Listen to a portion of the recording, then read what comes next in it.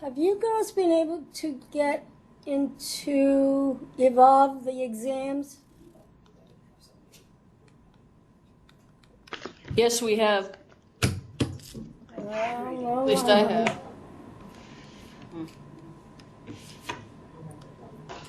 Are you having trouble, Maria?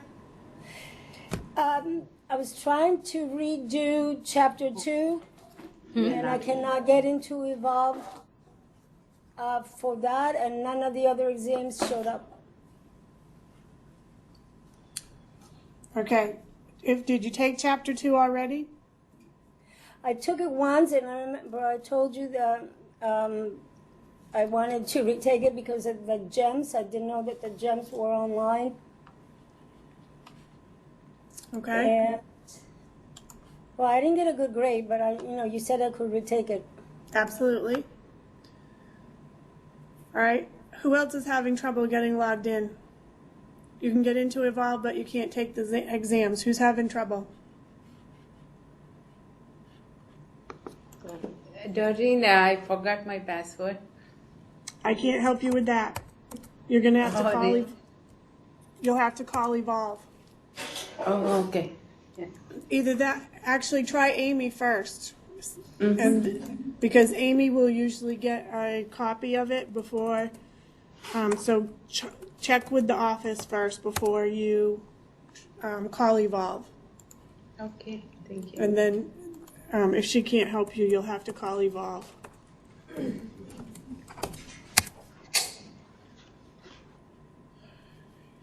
One second, Maria.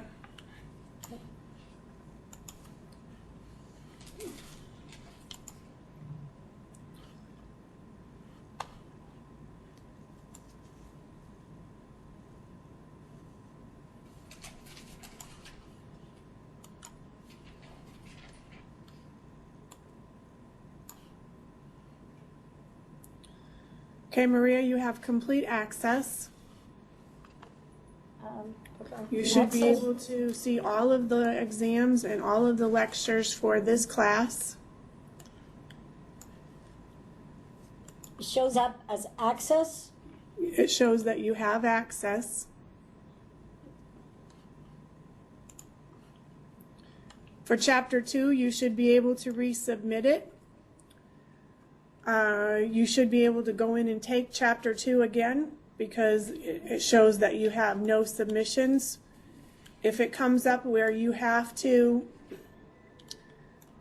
click on submit to submit it so that I can reset it, then you'll have to do that. But right now it looks that like you can take Chapter 2 again.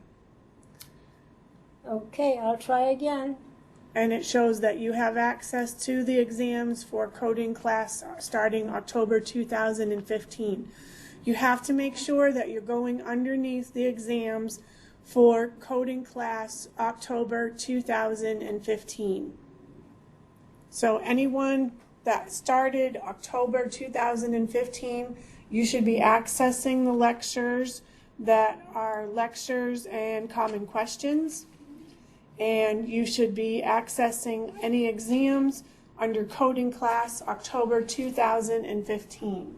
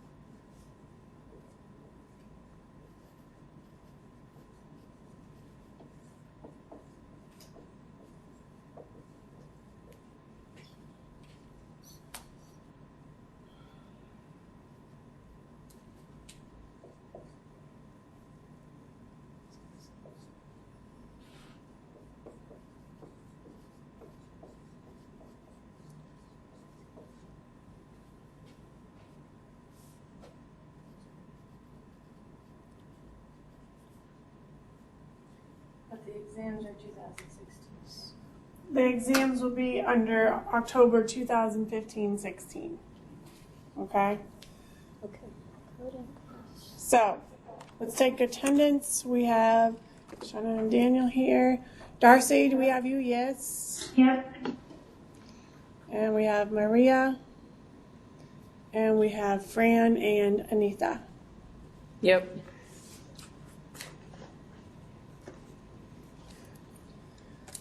Okay, so if any of you do have problems accessing those, send me an email.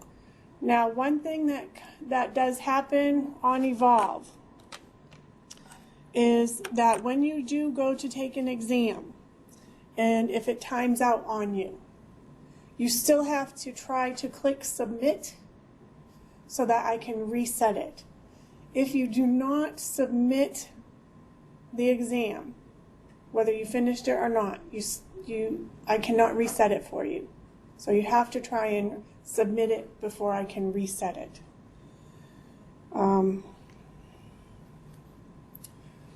We are on week 5, chapter 13 and 14. How did everyone do with the assignments last week? Shana? It is, isn't it? Mm-hmm. And how about you, Daniel? Definitely we're gonna need some talking through. Some of the stuff, yep. Yeah. Chapter 7 is just fine, but this stuff is a bit. Yes, it's brand new stuff. Fran?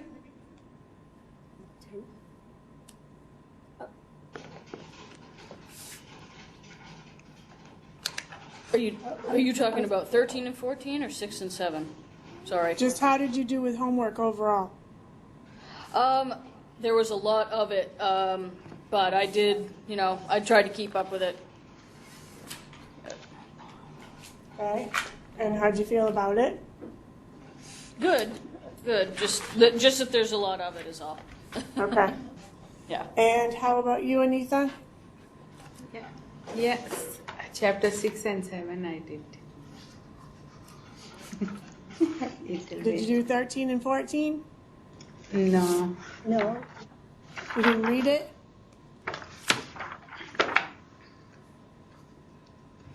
No, not yet.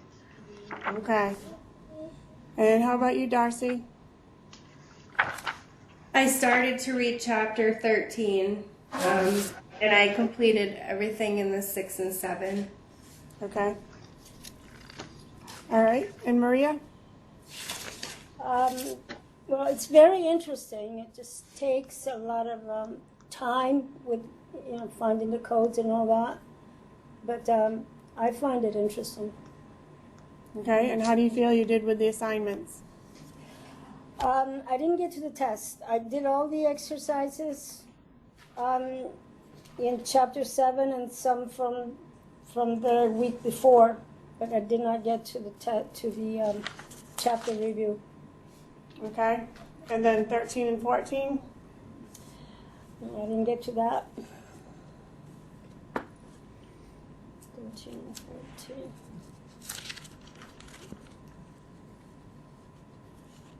I have a lot of catching up to do. Okay. So, as I said, anyone who started this coding session in October of 2015, when you go on to Evolve, you should be able to access all of your exams underneath Coding Class October 2015. The exams will probably fall under 2015/2016. And when you go to access any lectures and common questions, you will get the lectures underneath lectures and common questions. What I mean by common questions is the emails that I get, or the phone calls that I get, or questions that might come up in class that I think someone else might have that same question. So you'll notice that I will try to post something relevant to either the chapter or how to find the gems on Evolve or how to prepare for the national exam just look at the title and you'll see what it relates to. I try to make it very specific for everyone. Again, if you are not able to access that information, you just send me an email. But right now, everyone who is enrolled has access to this session.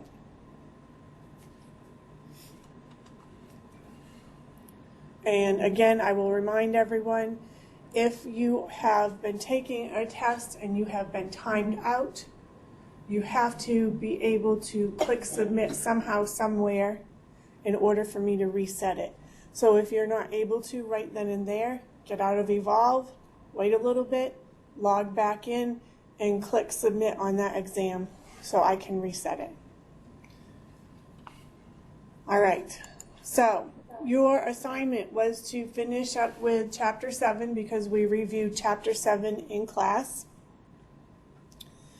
We did the answers for Chapter 6, I believe. Is that correct? Yeah. We did some of those in class. Yep. Okay. And then you were also to read 13 and 14 and try to accomplish as much of the assignments in 13 and 14 also. Next week is Thanksgiving, so we will not have class, which I find at this point in the course, everyone welcomes that, especially at this time of year, because they do feel like they need to catch up. And then we'll have another 2-week break come Christmas and New Year's. Okay? I did think about, just going and having recording a class so that you would just have class over break, but then that was kind of mean. I'd have a break, but you guys wouldn't. Okay, so let's get right into the answers for Chapter 6 and 7. Let's start in your textbook. We'll do Chapter 6 first.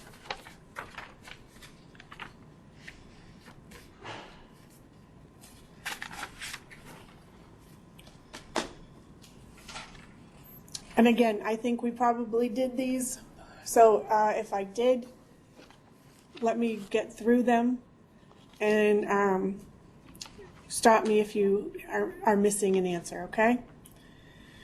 Page 159 in your textbook, the answer to number 1 is false. Number 2 is D, kidney. 3 is true. 4 is A for spondylopathies. And then 5 is B. 6 is D as in David. 7 is A. And 8 is C as in Charlie. 9 is true. 10 is true.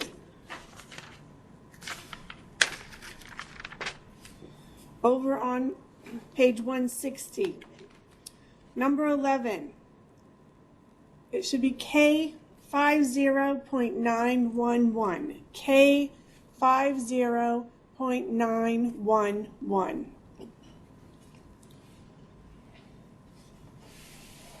12. K44.1.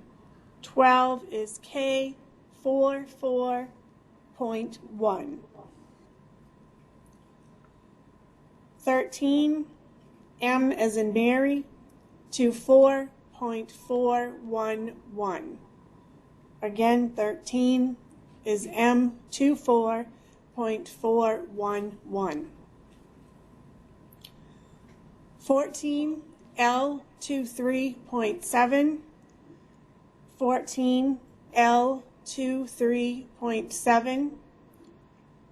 15, L 03.039. 15 L 03.039.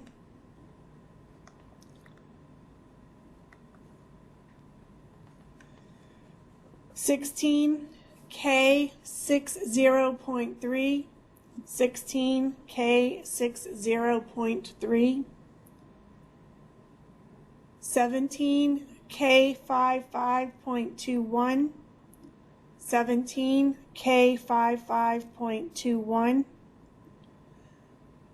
18, K38.2, 18, K38.2, 19, K80.12, 19, K80.12. Bless you.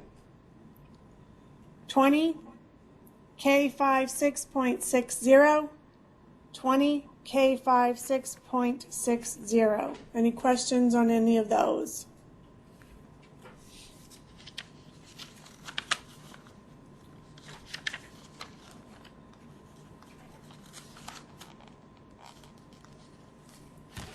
All right, let's go to Chapter 7, Theory and Practical.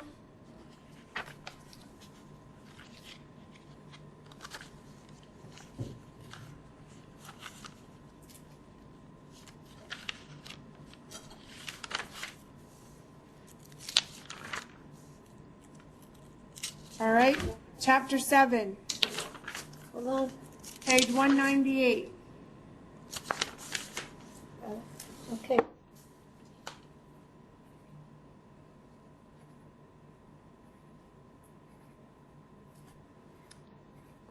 Number 1 is B. On page 198, Chapter 7, number 1 is B. Number 2 is false. Number 3, true. Number 4, false. Number 5, true. 6, false. 7, true. 8, true. 9, false. 10, true.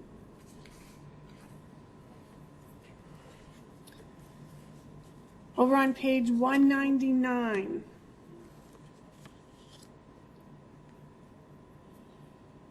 What did you get for number 11, Daniel? I did the user number. Okay. So what did you get for number 12? This one kind of confused me a bit. Well, I got T60.3, and then it told me to get 7, so that's 1 for each round. Okay. Accidental poisoning by herbicides, subsequent encounter. 6. That should have been D then. It should be D, but your answer should be T60.3X1D.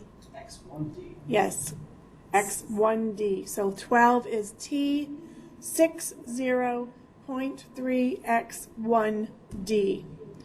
And I don't know if your theory and practical answers are in the back of the book. Are they? Okay. No. I did. X1, 3. Focus on 13 and 14 more because those are really confusing. That's fine. Go ahead, Maria. What?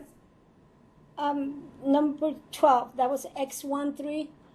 X1D as in David. X1D. Okay, thank you. You're welcome. What about 11? I didn't hear that. What? Number 11. T as in Tom. 85.79 XA as in apple.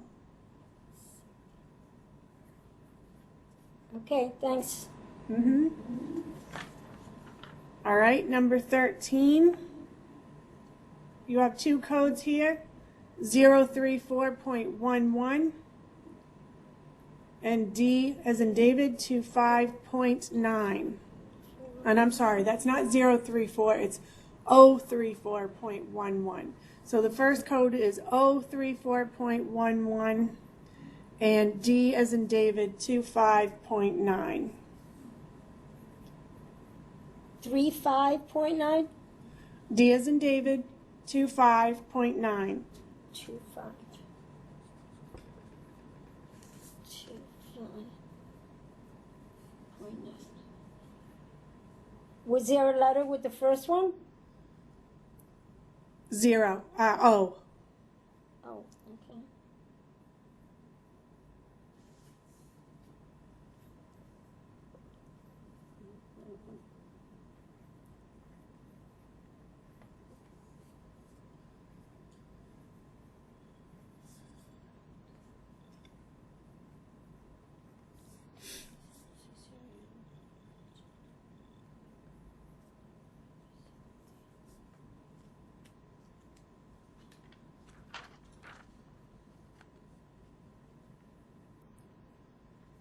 All right, 14 O 90.0, 14 O 90.0, 15 Z as in zebra 38.01,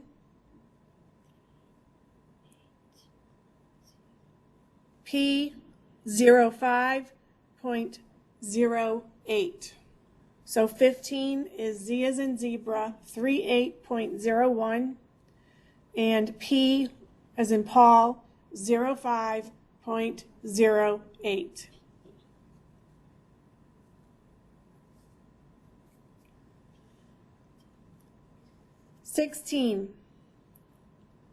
T as in Tom 23.301 D as in David. And the second one, T as in Tom, 31.0.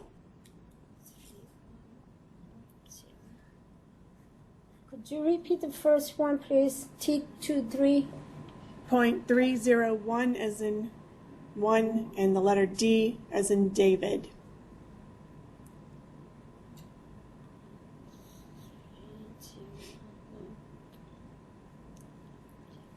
Yeah. 17 R 03.0. 17 R 03.0.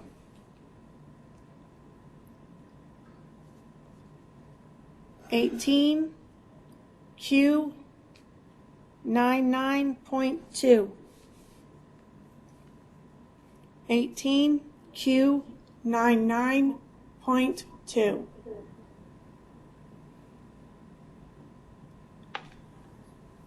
19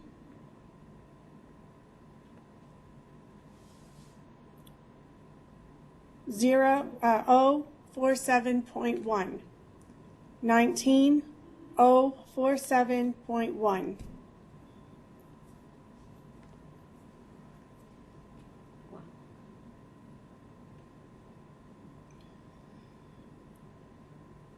20. You have 4 codes here. On number 20, the first answer, 044.13.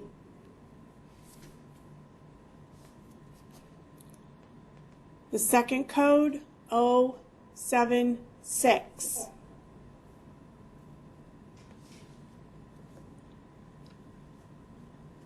The third code, 060.14x0.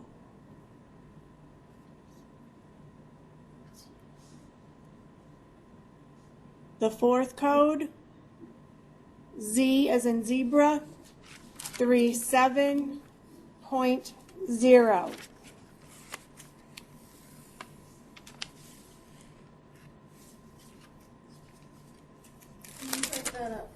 I can.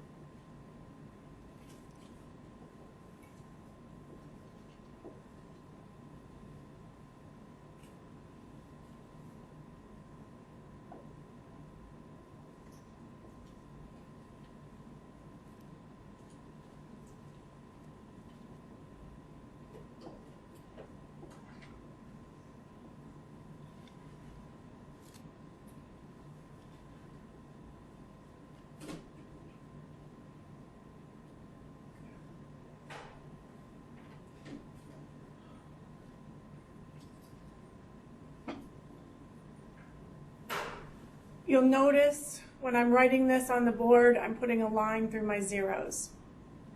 So this is 044.13, 076, 060.14x0, Z37.0.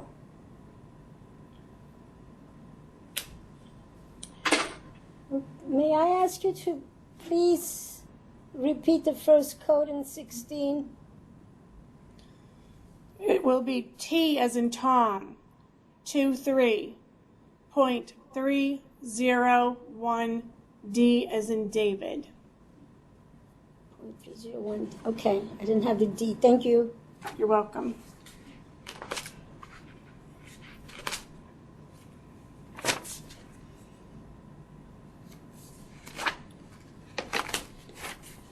Some of these questions were in the exercises.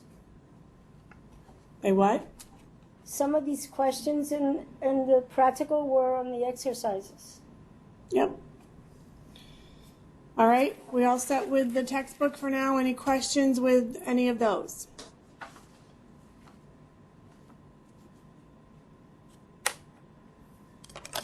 Great, you all did an excellent job.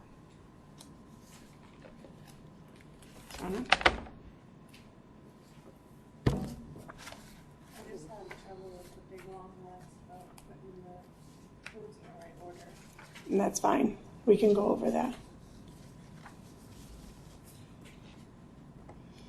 All right, let's go to the workbook.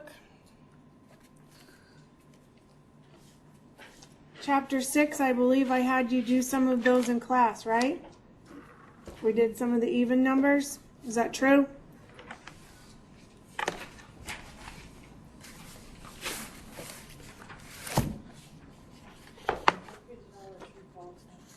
Okay. Yeah,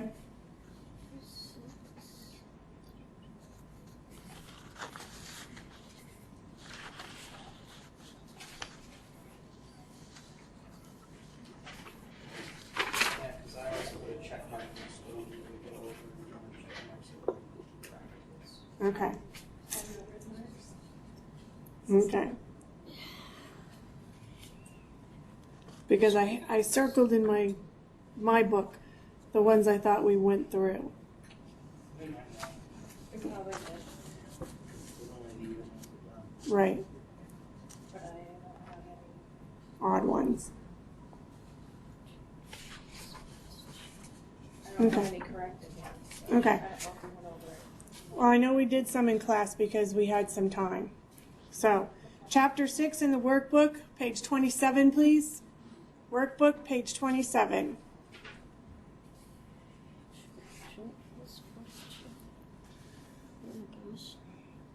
Number 1 is true. 2 is false. 3 is true. 4 true. 5 false. 6 true. 7 false. 8 true. 9, 10 are true.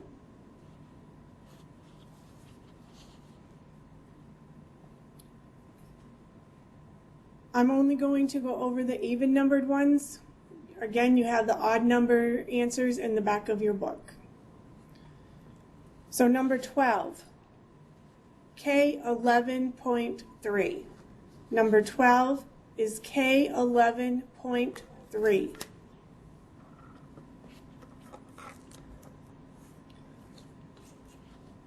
(14) N as in Nancy, 41.1 and R 31.9. Number 14, N 41.1 and R 31.9. 16, M as in Mary, 25.631. 16, M 25.631. 18, K12.2. 18, K12.2. 20, M24.274. 20, M24.274. 22, M53.3. 22, M53.3. 24, L91.0. 24, L91.0. 26, K11.22. 26, K11.22. 28, M86.131. 28, M86.131. 30, N18.6, Z99.2. Number 30, N18.6 and Z99.2. 32, L21.0. 32, L21.0. 34, N93.9. 34, N93.9. 36, M00.031. 36, M00.031. B 95.61. B as in boy, 95.61. So in 36, you should have two answers. The first one is M00.031. The second answer, B as in boy, 95.61. 38, N as in Nancy, 80.1, N 80.2. So 38, you have two answers, N 80.1, N 80.2. 40, K 35.2, 40, K 35.2. 42, N75.0. 42, N75.0. And the report, number 44, you should have N20.0. N20.0.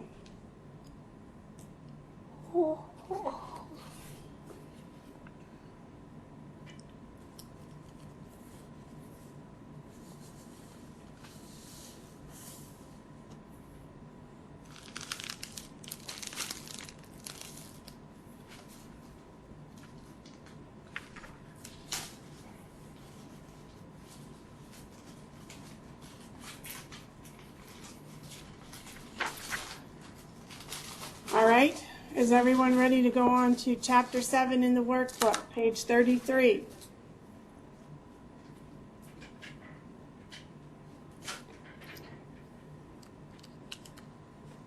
Number 1, true. 2, false. 3, true. 4, false. 5, true. 6, false. 7 and 8 are true.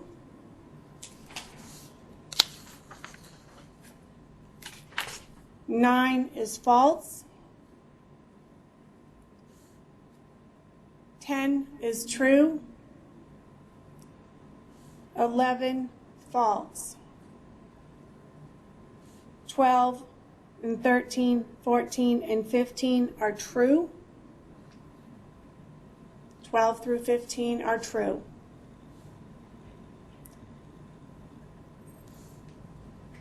16, secondary.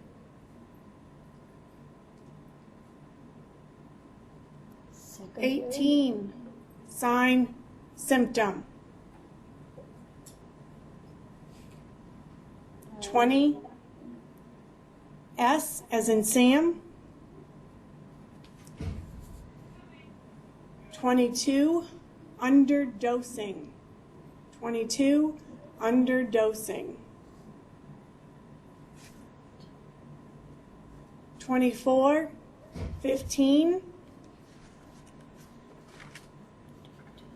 And then we move into the practical, number 26. 26, you should have O04.5. 26, O04.5. 28, R16.0. 28, R16.0.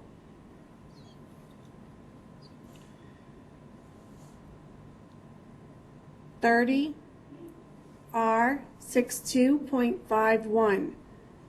30, R62.51.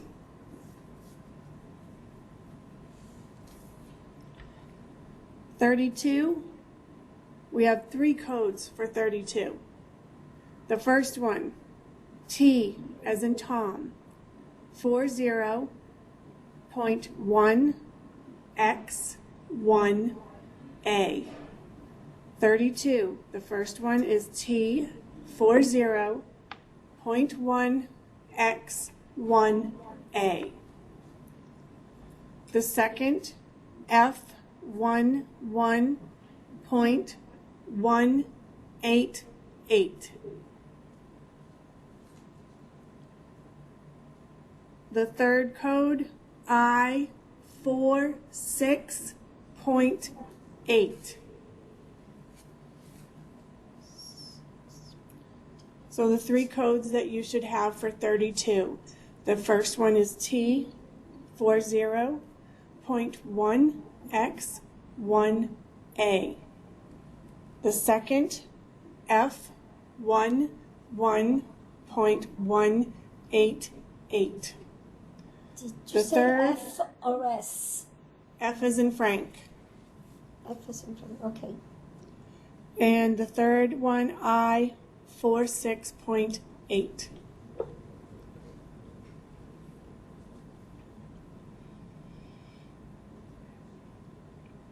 $34. T as in Tom, 795XXD as in David. 34. T 79.5XXD as in David. 36. P 38.1. 36. P 38.1. 38. R 19.11. 38. R 19.11.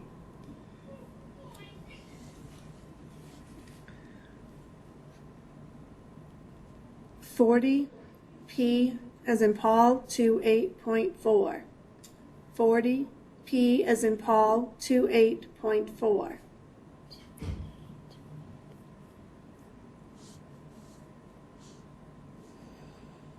42. S as in Sam 68.121A as in apple. 42, S as in Sam, 68.121A as in apple.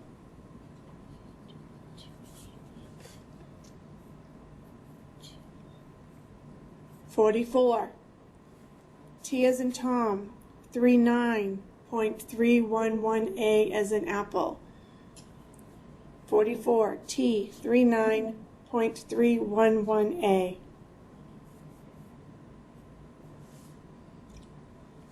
46, Z as in zebra, 38.01. 46, Z, 38.01. 48, P, 61.2. 48, P as in Paul, 61.2.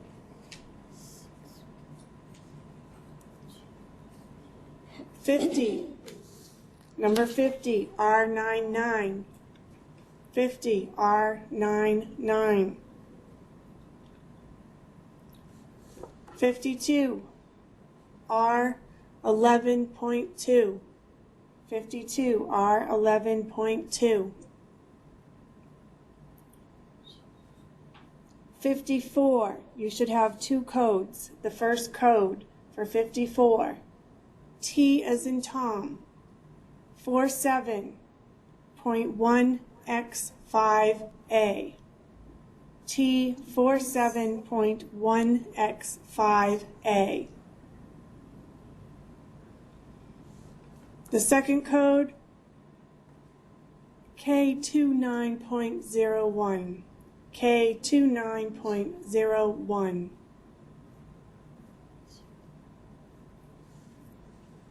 56, R19.5.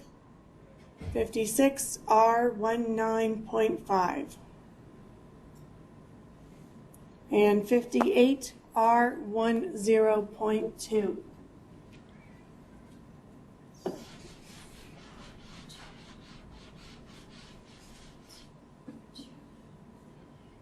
$58, R10.2. And 60, R06.00.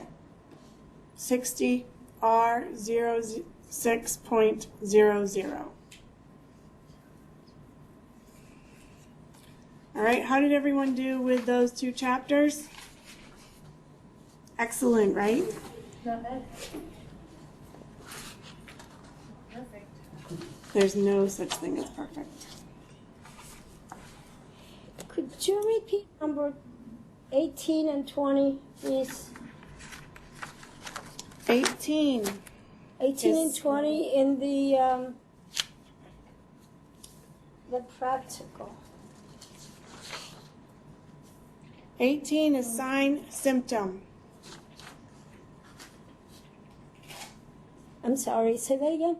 18 is sign, symptom. Sign, symptom? Oh. Sign is the first word, symptom is the second word. Sign, S-I-N-E or S-Y? S-I-G-N. Oh boy, sorry. Sign, symptom.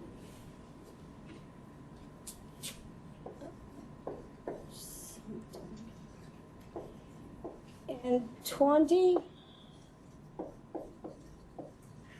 I can't do it.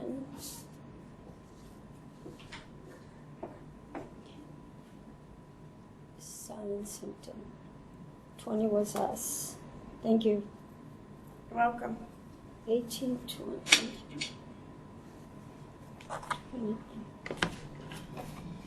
20. 22 was underdosing? Yes. Underdosing.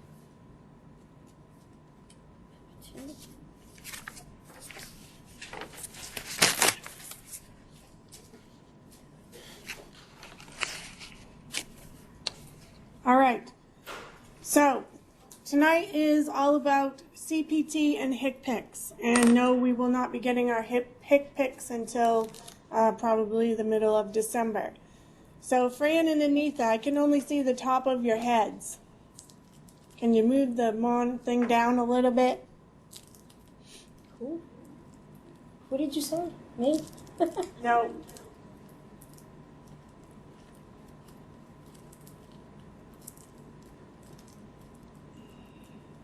Oh. Okay. So take your remote.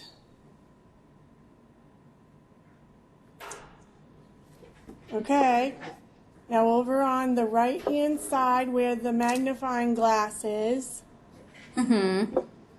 press it. The so zoom that, thing? Yeah. Can you, this is as far out as it will zoom. Can you see Okay. us? So now you see the circle in the middle? Yep. Press on the down arrow. Keep going. Keep going. There you go. Excellent. Oh, okay. Yay. All right, there. Thank you. Wow, technology, gotta love it. You can eat it. You can eat all you want. Good thing, because we have been. I figured as much. Yay, it's been a long day. Need popcorn. That's okay. All right. So everyone should have their CPT books by now. Now, I tabbed my CPT book pretty similar to my ICD-9. The difference is that for my CPT book, and I only just got my CPT book, so I haven't had time to tab my new one. So I'm going to show you my old one. This is my old one. Can everyone see that? Nice job. Let's see. No. Whoa, I see you. Yeah, well, I don't want to be seen, so. Okay, so I'll take pictures of it and I'll put it up on Evolve. But it's pretty similar to how I do my ICD-9. Yeah. So my E&Ms are all tabbed so that we know where office and other outpatient, emergency, the digestive system, the urinary, and then as we get towards the back, the category 1, 2s, and 3s, and then my alphabetic index, I have the alphabetic tabs. Okay, so with ICD-10, nothing really changed in the CPT book, but we are celebrating 50 years of CPT, and so you want your CPT book to be user-friendly. So we'll be going through it tonight so you understand what to tab. You've seen the type of tabs I get, the alphabetic ones, those little, they're all sturdy. They're either Avery or Post-it notes. Those are usually the ones I get, the Avery and the Post-it notes. And they're very durable because you can write on them. Some of them I've had to write on. Some of them I've even used for numbers. And instead of going out and buying brand new tabs every single time, when I'm done a book, I take the numbers off. I stick them on these clear sheets. That way, when I'm ready and I need some more tabs, I've got them already because they're reusable. So I have some I need to use. But let's start on page 362 in your textbook.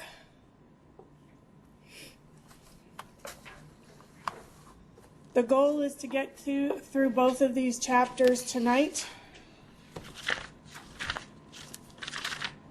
Now, a little bit about your CPT book. You'll see that right in the front cover, if you open up, you have modifiers. These are some of the most used modifiers. Okay? And you have the modifiers, and then you have tabs.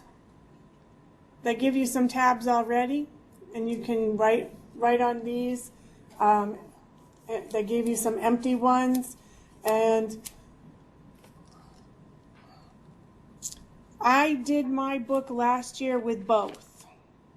I used the tabs so that it told me the section, but then I also put my numbers because I'm a numbers person. If I'm going to be looking up a code, I want to know the number. So you can tell me pulmonary all you want, but I want to know the code. I'm not going to think pulmonary. I'm going to think, oh, that's my 6,000 codes or whatever it is. Okay, just like integumentary starts off with your 1,000 codes. Your cardiology, those can be some of your 3,000 codes. Your musculoskeletal, those are your 9,8 something codes. Your radiology are your 7,000 codes. So that's how I do it, but you're going to find what is user-friendly for you. But these new Post-it flags have been in the last two versions, okay? And it's nice. They told us right behind that the 2016 book has been completely redesigned with enhanced rationales, which makes it really great for coding, okay? The other thing that you see are your place of service codes on the next page after your tabbing. Place of service codes are important when you're coding because did it happen in the office? Did it happen in the hospital? Did it happen in urgent care? Was it at the birthing center? Most of your outpatient happens with a place of service or a POS of a number 11. Okay. And that goes on for 2 pages, so just know where to find it in your CPT book. What does CPT stand for? Shona. Oh, current procedural terminology. Yes, CPT stands for current procedural terminology. And as I said to you in ICD-9, the same thing applies in CPT. Read the before, the middle, and the after. Okay? It's very important.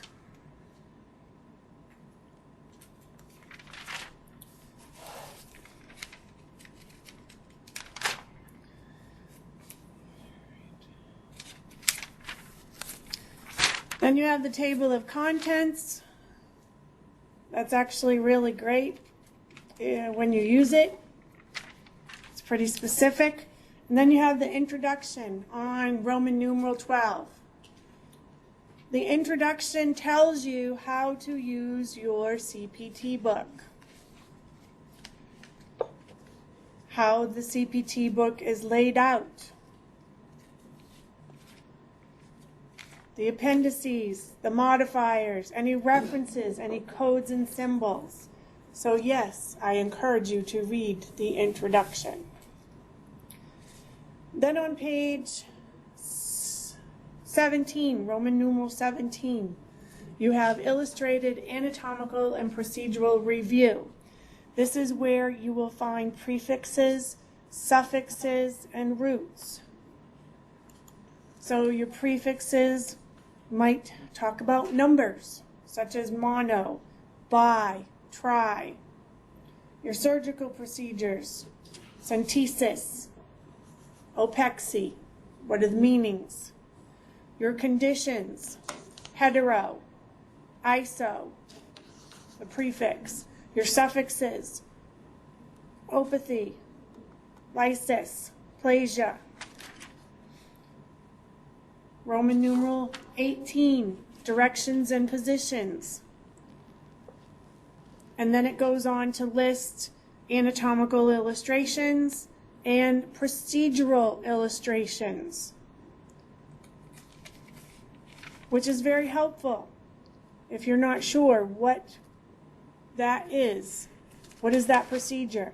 Well, Debridement of the abdominal wall, 11005. They give you a procedural illustration.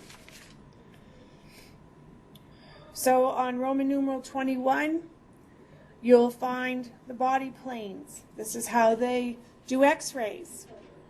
But it's also important to know when you're standing looking at someone, what's the view? Is it anterior? Is it posterior? What's dorsal? What's plantar?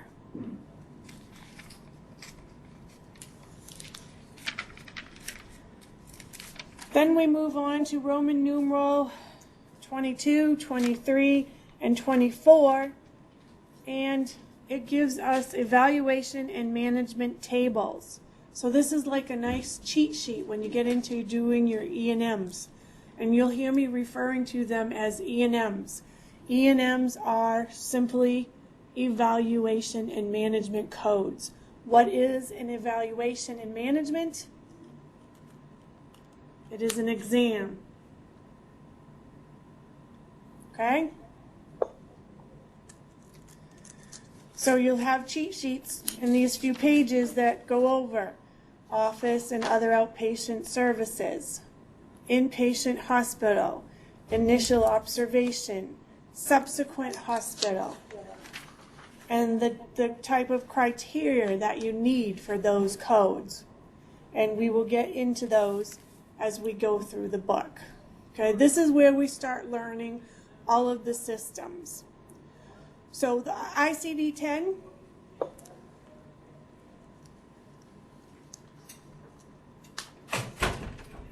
the ICD-10 was the foundation for your diagnoses.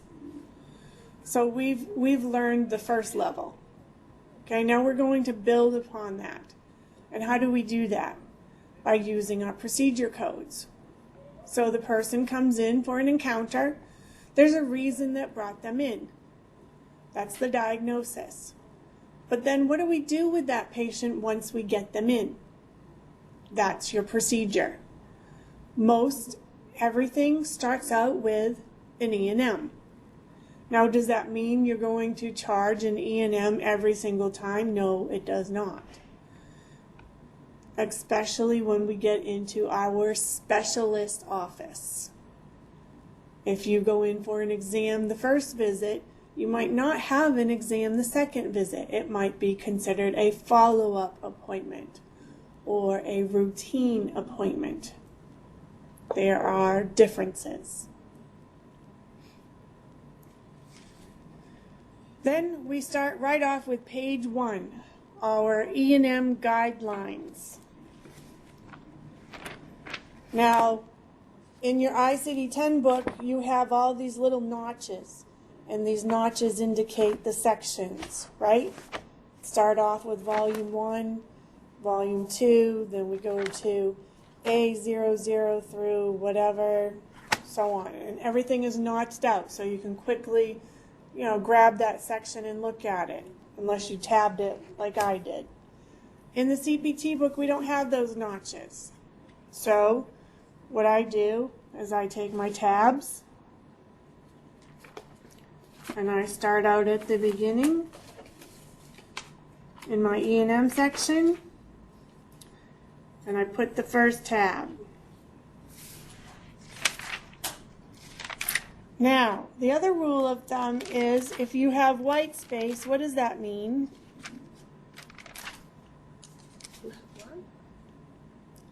If you have white space, or if you have blank space in your book, Just take notes. it's a place for you to take notes. Because if you remember, you cannot have sticky notes or loose leaf paper in the national exam. You can only take your ICD-10 book, your CPT book, and your HCPC book. All right? So I would take notes that are appropriate for the sections that we review and put them, honestly, in the section that you're working in, But if you need to write them in another section, make sure you've tabbed it so you know their additional notes. But I've never had anyone that has had to do that. Usually they're able to make the notes that they need to write in that same section. Okay, so here we have the E&M guidelines, and we have blank space. So use it if you need to use it. Now, no, this does not mean you take your whole terminology and you put those words in this book. That's not what that means, okay? It just means that you put some notes that are relevant that will help you remember in the future. All right, so far so good? Okay.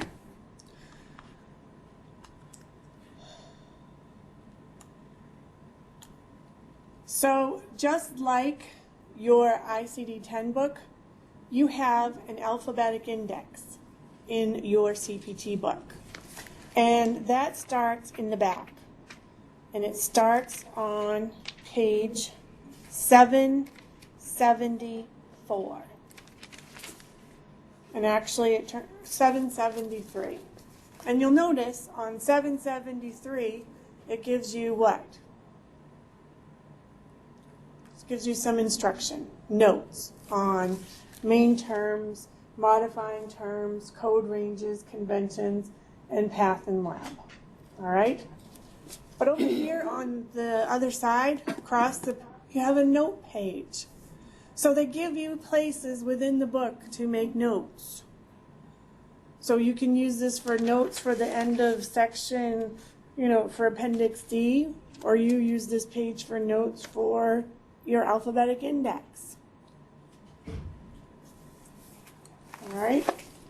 So your alphabetic index starts with A.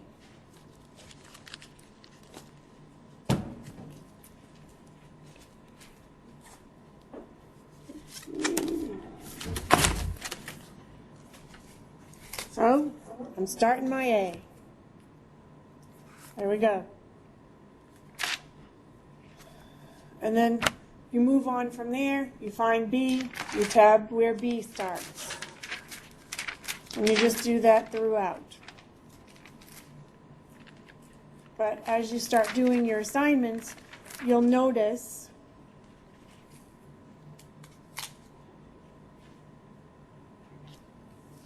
what works for you. Is it easier to have it tabbed or not? There have been very few who have gone into their exam with an untabbed book. Very few. Okay, so we've got started. Our E&Ms and starting with our alphabetic index. Once you have found the main term in the alphabetic index, just like in our ICD-10, we go into the tabular section and we confirm the code. All right? So, how do we do that? Well, every section is separated, and you'll notice that the first green section we start off with is anesthesia. The first blue section starts on page 53 in the CPT book. All right, so E&M starts on page 1, and then anesthesia starts on page 53. Your anesthesia codes are your 00100 codes. They start right off. Anesthesia 00100. So, as I said, I'm a numbers girl. So I'm going to start with the numbers. I'm going to start right off with 00100. But you might want to take your tab from the front of the book that is anesthesia. And that's fine.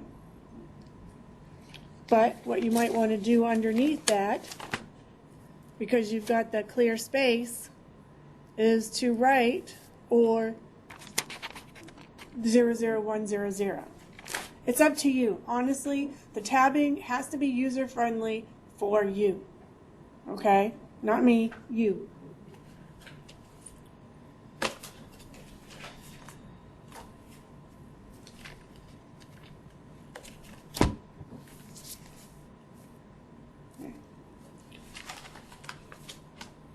All right, so when we work with our CPT, when we're doing medical coding, what does it do? What are we doing? What's the purpose of assigning a code to the procedure or the service? What we're doing is we're transforming all of those services, all of those procedures, supplies, and drugs into a CPT and a HCPC code. That is what we're doing when we read a doctor's report or an operative report or whatever else you want to call it. We are transforming the diagnosis and the procedures into a billable service, a billable form. Because we can't bill the procedure without the diagnosis. And we really can't bill the diagnosis without the procedure. So you need both on the claim form. And this is how we communicate clearly to the payers so that we can get paid. So we have levels of service. Now, one of the ones that we talked about right off the bat were your E&M codes, your 99201 codes all the way up through 99607. These are what are considered to be your level 1 CPT codes. And part of that level 1 CPT code are also the category 3 codes, the 0019T through 0339T. So let's look at the back of the book and find the category 3 codes. They should start just around page 687.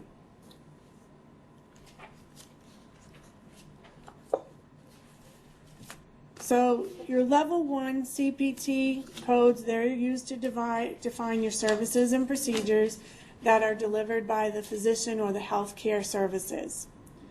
Your level 3 codes are used for services and materials for which there are not any level 1 or level 2 codes.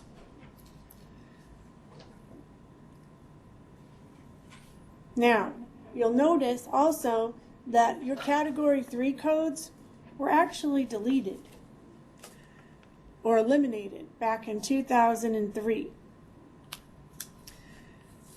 And they did this so that we would report a category 1 or a category 2 code. So then why do we still have them? Because they are still used on occasion. And it's highly suggested that you make sure this section is tabbed. If there isn't a question on the national exam that references category 3, I will be very surprised.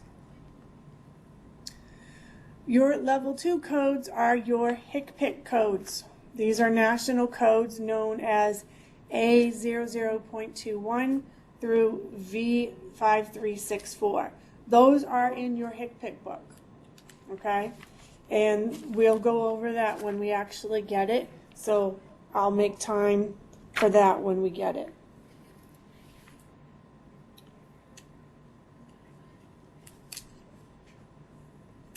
You'll notice also that you have category 2 codes. Those start on page 667. Category 2 codes. These are supplemental. They're tracking codes for performance measures. And the same thing with this. Tab them. Because if you end up seeing a code on your exam that ends with a T or ends with an F, it is not in your regular alphabetic index. If it ends with a T or an F, it is not in your regular alphabetic index.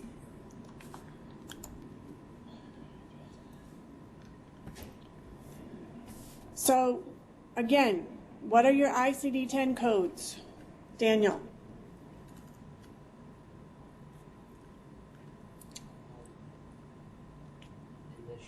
are you looking for? Diagnosis. Diagnosis. International Classification of Diseases. The 10 stands for the 10th revision. The CM stands for clinical modification. And I would not be surprised if that is a question on your exam. Okay? But it would be a multiple choice, but it still may be a possible question. What is ICD-9? Darcy?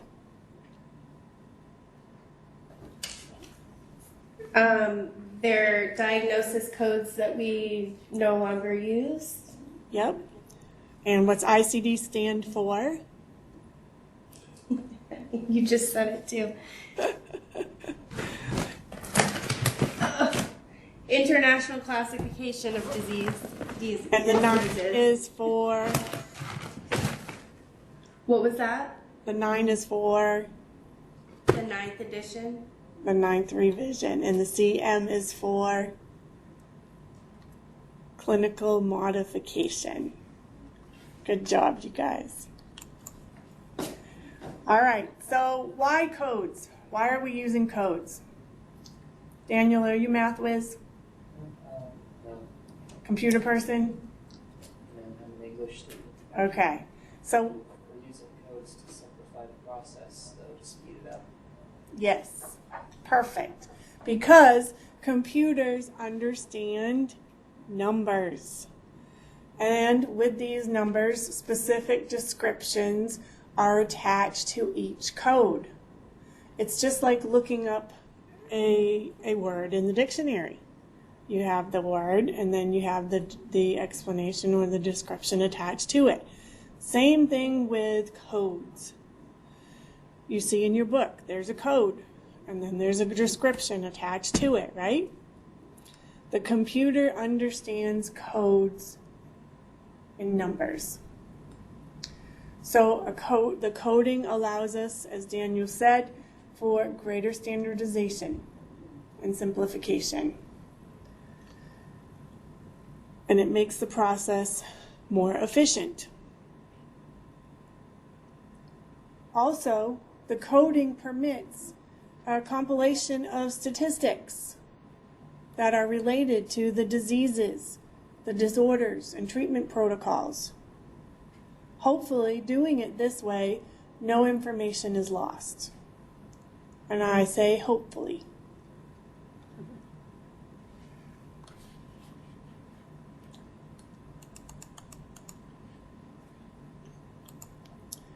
CPT. CPT was developed by the AMA in 1966.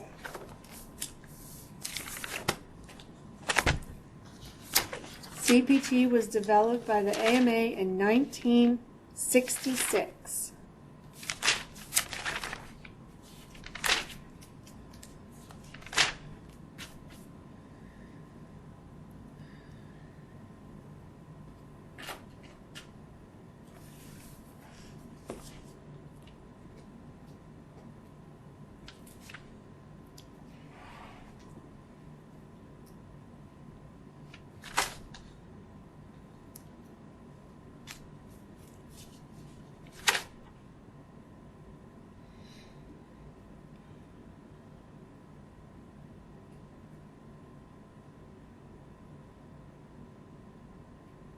Just making sure it's not in your book. The CPTs are updated every November so that they can be used January 1st. And they are divided into the 3 category codes that I said to you. Category 1, Category 2, and Category 3. Your CPT category codes are 5 digits. So the CPT Category 1 codes are 5 digits. You do not have CPT codes that look like our diagnosis codes. They are all 5 digits. No decimal, no placeholder, 5 digits. Your CPT codes, they allow for the communication that is both effective and efficient. It's a mechanism that we use to report a service that is not described by a specific CPT or a level 2 code. So what I want you to consider close your eyes and just listen. And just think about this as I'm speaking.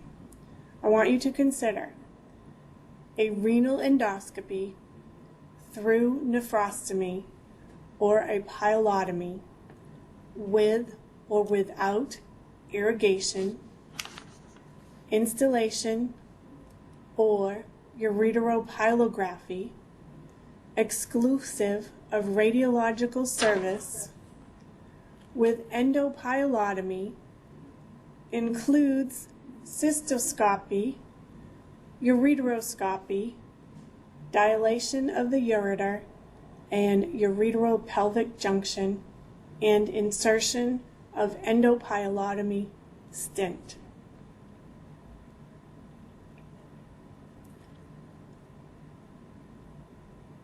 Versus 50575. Okay? That's what we're doing with coding. That's what we're doing with CPT codes. So I probably lost most of you after the ureteropylography, or before that. Simply put, all we needed to do was put 50575 on that claim form, and we told the payer that we just did everything I just said. Now, does that mean that it does not have to be documented somewhere? No. It needs to be written down, but instead of sending the payer that description, you're just sending them a claim form with that code 50575.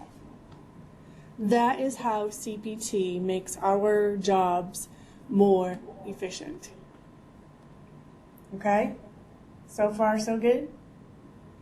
Excellent. Our codes are used for processing the claim payments. They are telling our third-party payers about the services and the procedures that we are provided, and they are often used as our basis for payment.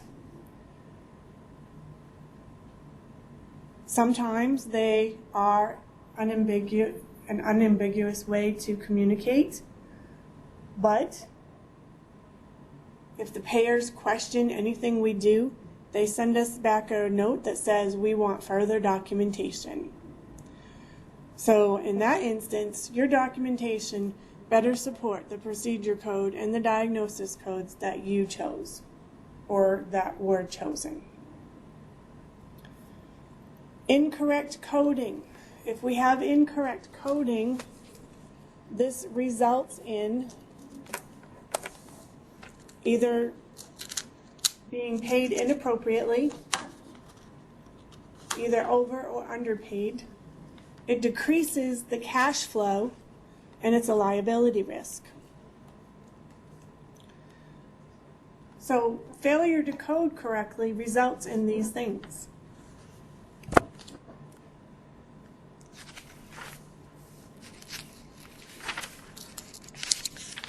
Codes are used by whom? They're used by the clinics, the hospitals, the rehab units, your ambulance services, your long-term care. Wherever there are healthcare services that are provided, you are using codes.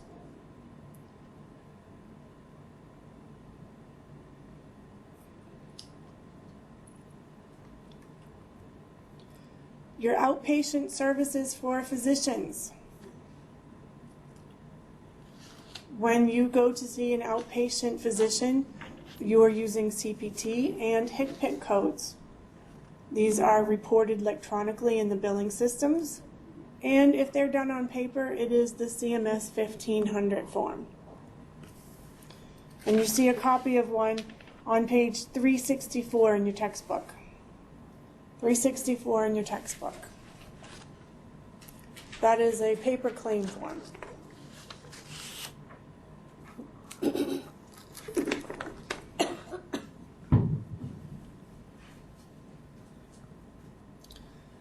The CPT format, over on page 365 in your textbook.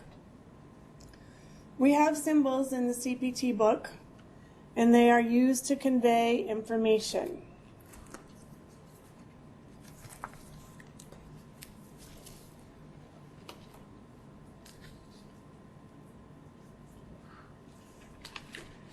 If you look on page 16 in your CPT book, you have code symbols on the left-hand column.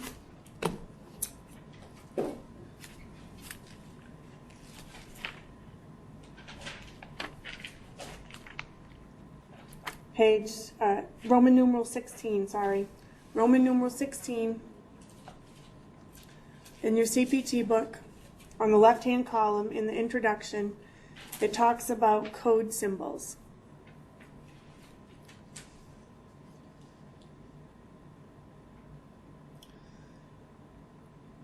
These are used to convey information also. The bullseye means that there's moderate conscious sedation, and it is included. You'll see that in Appendix G, where there's a full list of codes that are used with the bullseye. One example I can give you is a colonoscopy with endoscopic ultrasound exam. I don't think you'd want to do that without sedation. And what is moderate conscious sedation? That you'd be in a drowsy state, not quite unconscious, but still unable to feel most of anything. Yes, the patient would be in a drowsy type of state where they could still respond to any type of questions that may be asked of them, and they would not be feeling what was going on. Sort of the stereotypical hypnotized state. Yes, hypnotized state. All right, then we have the lightning bolt. The lightning bolt means pending FDA approval. And you'll find those in Appendix K of your CPT book, Appendix K. One of the examples for this one would be an influenza virus vaccine quadrivalent, which contains 4 virus strains, 90630. If you see a bullet,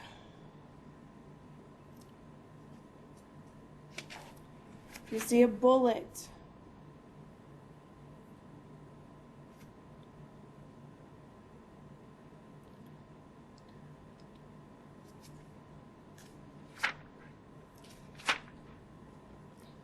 bullet on page 365 in your textbook, page 365 in your textbook. A bullet is a new code. If you see this in front of a code, it indicates that this procedure is being included in the CPT for the first time. If you see a pound sign or a pound symbol, this appears before the resequence code, not in numeric code.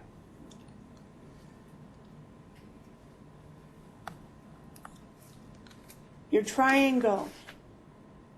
Your triangle indicates that this is a revised code. So an upright triangle preceding the code indicates that the description used with this code has changed, and in some manner since the last revision was released.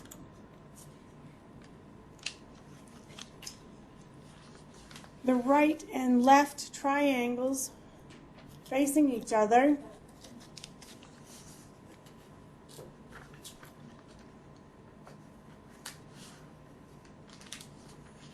indicate the beginning and ending of text change.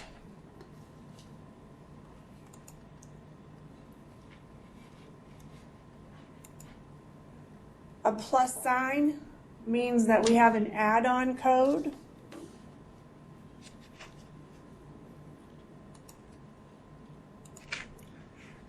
An add-on code can only be used with another specific code. So if you see a code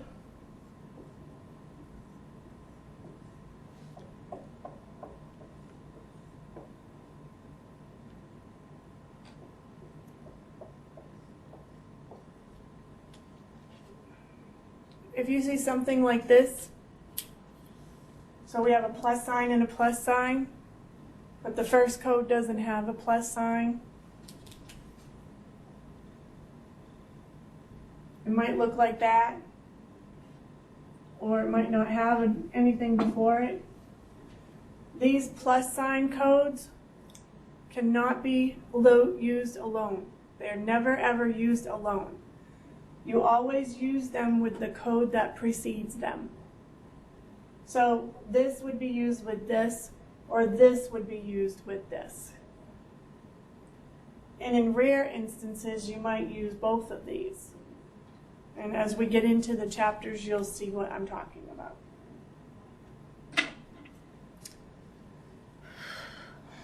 The add-on codes do not mean a reduction for multiple services. And you'll notice that in Appendix D of your CPT book, you'll have a full list. What is a circle with a line through it? A circle with a line through it is a code that cannot be used with what? Circle with a line through it. Circle with a line through it is modifier 51 exempt. Cannot be used with these codes. You'll notice that Appendix E contains a listing of your modifier 51 exempt codes. It typically means that these services are exempt from the multiple procedure reduction.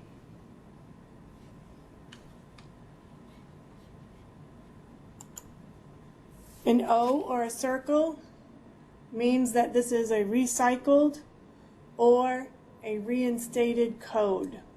The circle symbol identifies codes that are previously published in the CPT.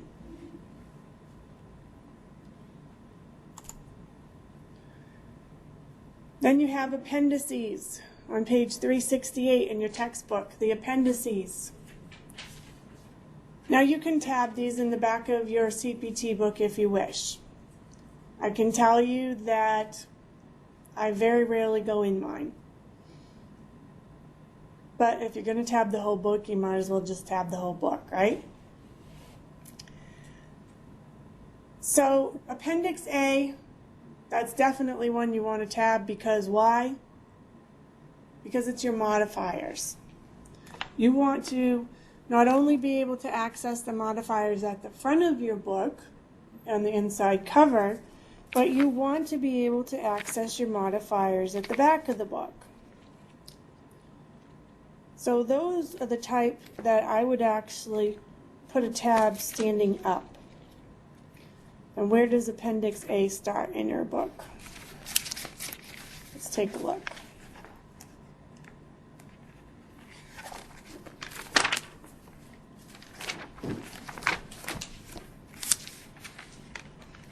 $709. Thank you. Yep.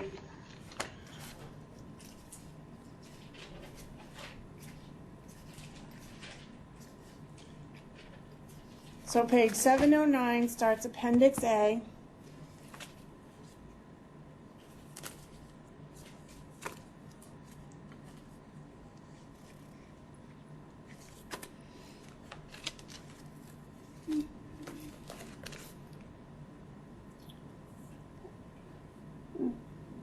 I've used that one already.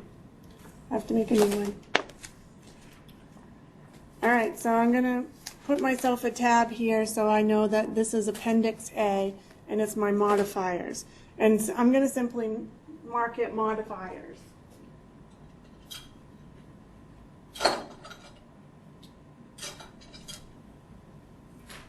I don't want to put Appendix A because then I have to remember what Appendix A is. I'm just going to put modifiers.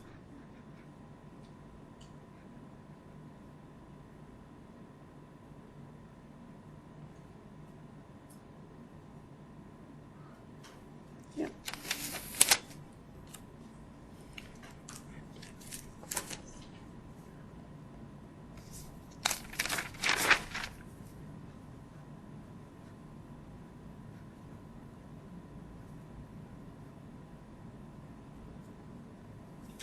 Okay. Appendix B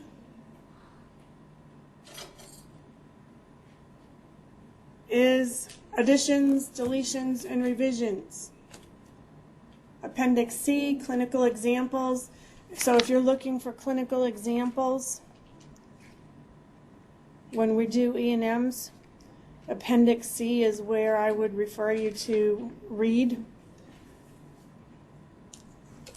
so that you get some experience with clinical examples. Appendix D are your add-on codes. You don't need to know these because they're going to be throughout your tabular. But if you wanted to see a listing of all the add-on codes, you would look at Appendix D. Appendix E are your 51 exempt codes. Appendix F are your 63 exempt modifiers. And Appendix G are your conscious sedation. Then we have H, your performance measures. I, genetic testing modifiers. They've been removed from the code set. Appendix J, electrodiagnostic medicine, listing of sensory, motor, and mixed nerves. Appendix K, product pending. Appendix L, that's another one you want to tab. Appendix L, vascular families. You will need Appendix L for your assignments.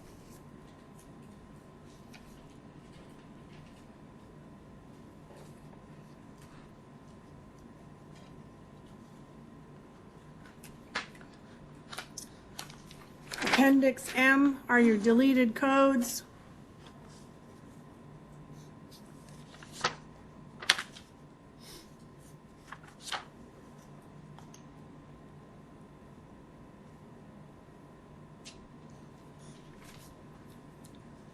Appendix N are your resequenced CPT codes. Your Appendix O, your multi-analyte assays.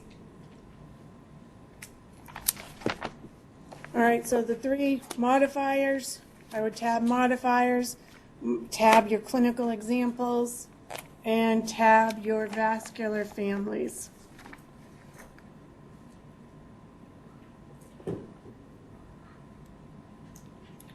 Your clinical examples you're going to use more as a reference when doing your homework. But it helps to give you some examples when you're questioning E&Ms. They're pretty interesting to read through. And I actually have those tabs sticking up. They're sticking up.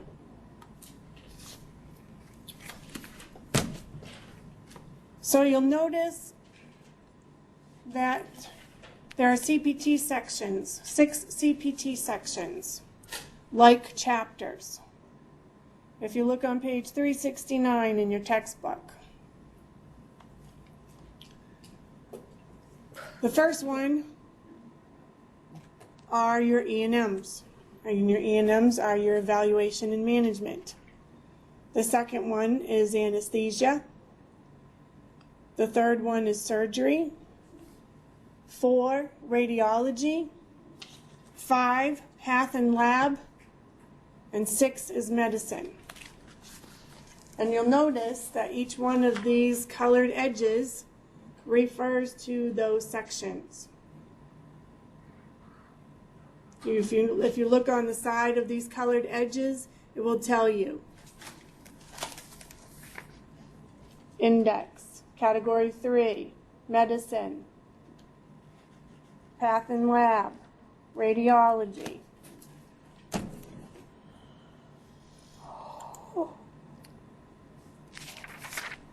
If you turn the page to 371, 371, you will find that in your CPT book, the main sections are then subdivided. So your manual will be subdivided into sections of the body systems.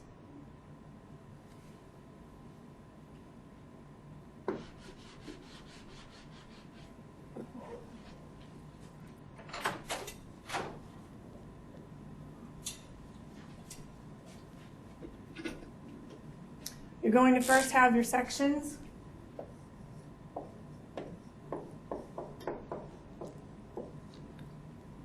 Then you're going to have your subsections.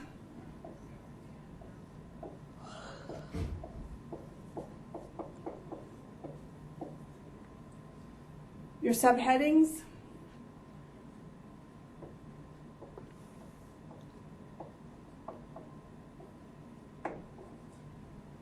And then your categories.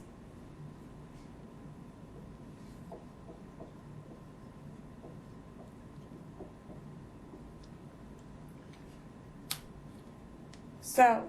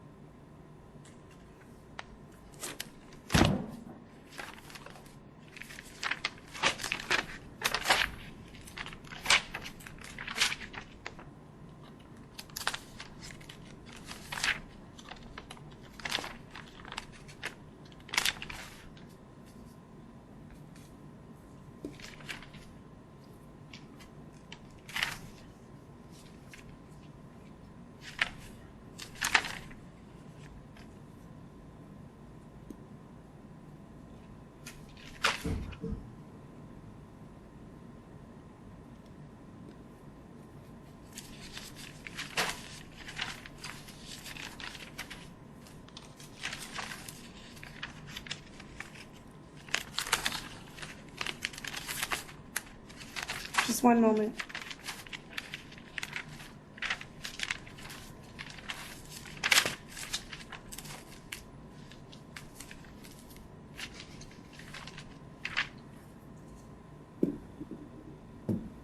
Turn to page 93 in your CPT book. Page 93 in your CPT book.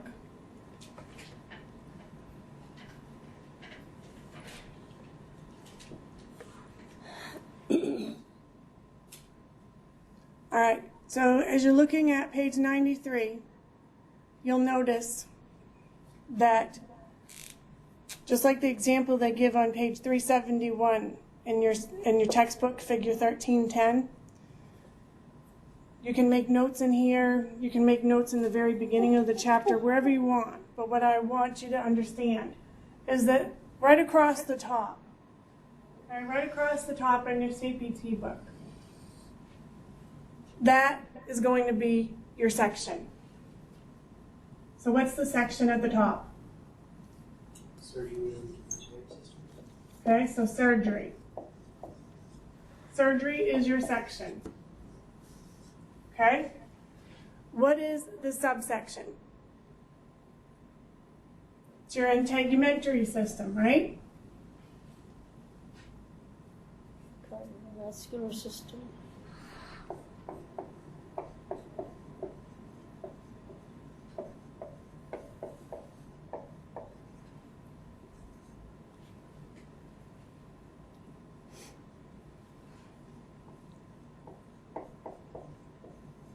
Okay, so this is 2, your subsection. All right, and then we move down to breast. Now, breast is in red, but it is our subheading.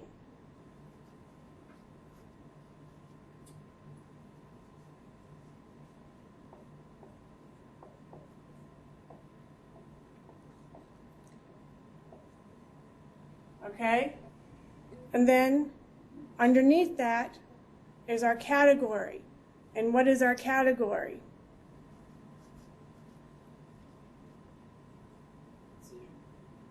Incision or excision.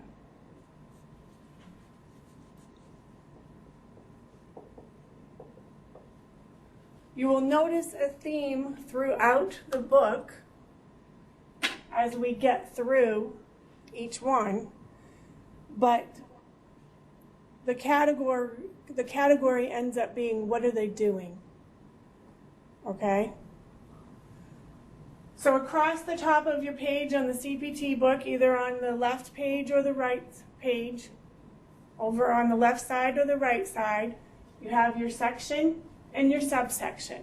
So you can easily know by just turning and looking at the top of your page what section and what subsection you are in. So far, so good? Okay. Then, by looking at the red, the words in red, the words in red are your subheadings. And then the words in blue are your categories.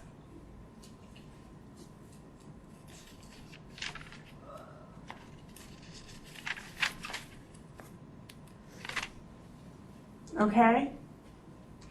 This is very similar to what we saw in ICD-10. Would you agree? A little bit? Okay? Because you have your section or your heading, your subsection, your subheadings, and your categories. So, think of it like a staircase. Where are you starting? You're starting at the section. I've got to get down to the subsection and determine, is there a subheading and what is it? And then what falls underneath that subheading? So what are they doing in that subheading? And the doing will be, as I mentioned, the incision, the excision, it could be repair, it could be destruction, and we'll get into that as we move into the different systems as we go along. But I need you, as I said earlier, this is the foundation for us for CPT tonight. Okay, so we really want to grasp the foundation of what we're looking at in our CPT book. What was your explanation for the subheading? Good. Said the words in blue are what's being done. Yes, the words in blue are what's being done, and the words in red are your subheading. So we need to know what section to start in, what's it a part of. So our section is surgery. Our subsection, we're working in integumentary. Our subheading is underneath that, and then the category is what's being done in that subheading, or to that subheading.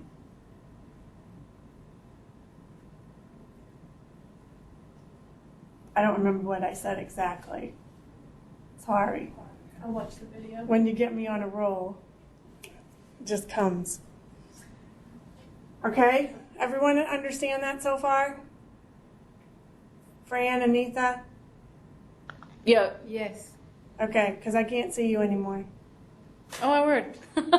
We're still here. We're here. I know you're there. You can. I just can't see you because this class picture is overseeing you, right over on top of you. Weird. Okay. It is weird. Okay, so all of our sections are then divided.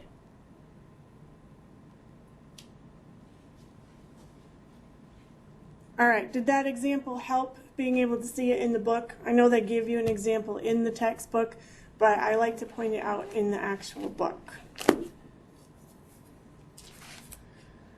All right, so then as we get into the categories, they are further categorized by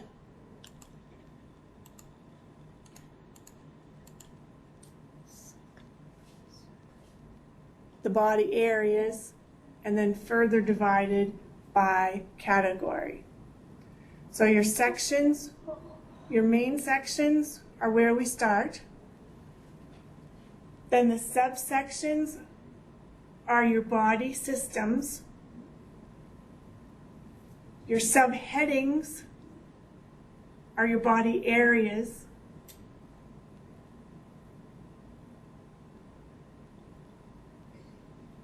And then the body areas further divided by the category, which are the incision, the excision, etc. So, main sections, body systems, body areas, and then categories, incision, excision, etc. Okay, good job. Okay. So then we're categorizing by the major sections, such as anatomy, procedure, condition, description, surgical approach. Okay, so that's the theme that we're going to be following as we go through the book.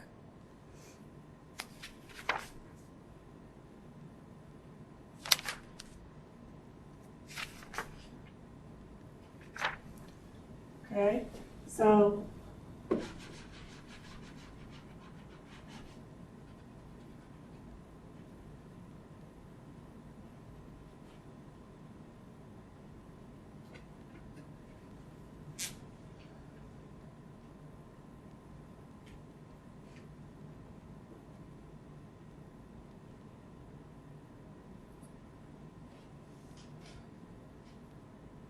now, every major section,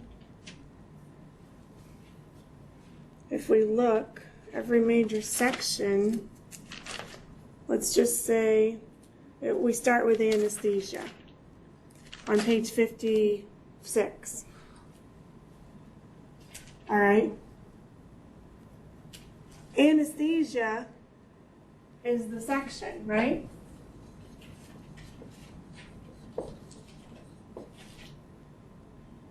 I spelled that wrong. Anesthesia is your section.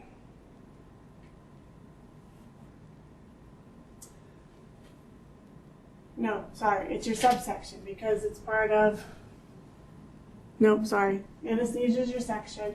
Then the subsection here is on page 56, the subsection that they have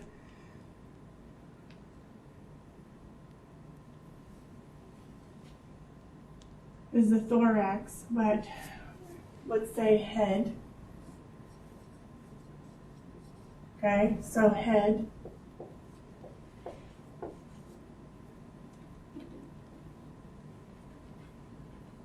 And then our subheading. What's our subheading? Our subheading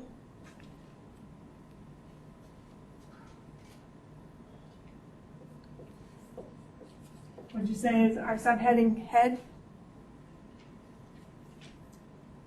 We don't have a subheading, do we? Because each section might be a little different. In anesthesia, all we really have are the sections and the subsections. And you'll notice that it's categorized by the anatomic site. So for anesthesia, we have anatomic site. As we move into surgery, you'll notice, and again, this is going to be repeated as we get into these systems. As you get into surgery, we'll have it broken down by anatomic site, by procedure, by condition, by description. So you just have to be aware. Not everyone will have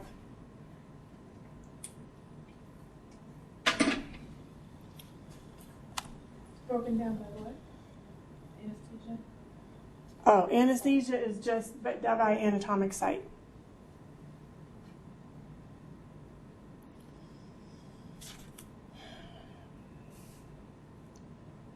If you look at the main section in your evaluation and management section, the main section is E&M. But one of the subsections, if you look on page 11 of your CPT book, the subsection, the first one, is office and other outpatient services. Your subheading under that is going to be new patient. So under E&M, our section is what, Daniel? Also, subsection the office or other outpatient services. Office or other outpatient. Services. And what's our subheading?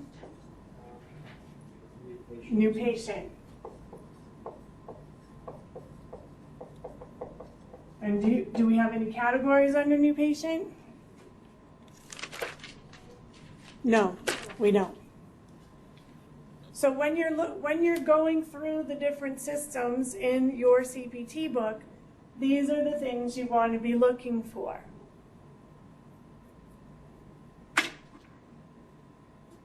And as we just saw with E&M and anesthesia, you might not have all four.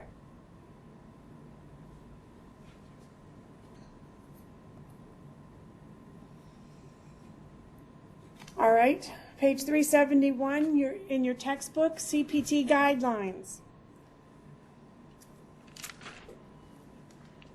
The guidelines for your CPT book actually appear right in the manual, and they appear right at the beginning of every section, at the start of each section. So if you look at surgery again on page 64,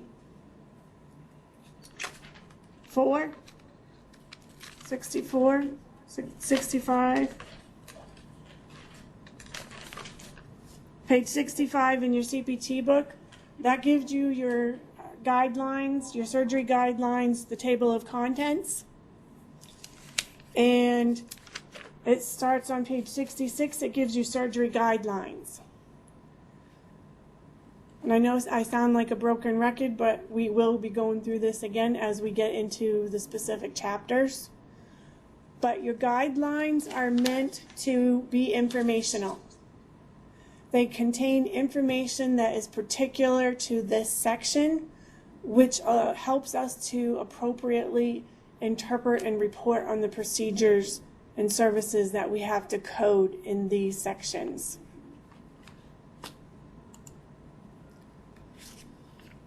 Now, I was speaking to you earlier about notes. You will see a lot of notes throughout the sections. You want to read them. If you look at figure 13-2, the bottom of page 371, that's a note that you should be reading. And it will be in your surgery section, surgery of the skull base.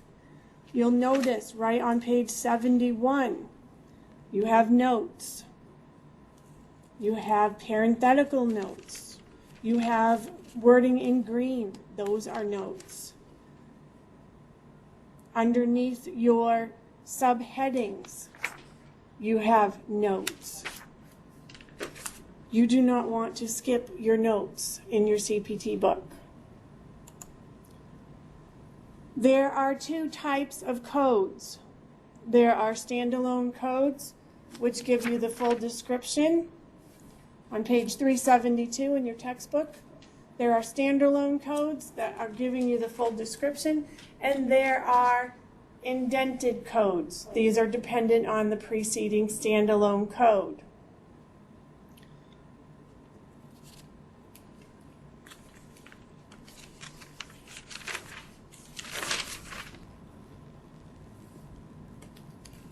Just trying to see if I can give you another example.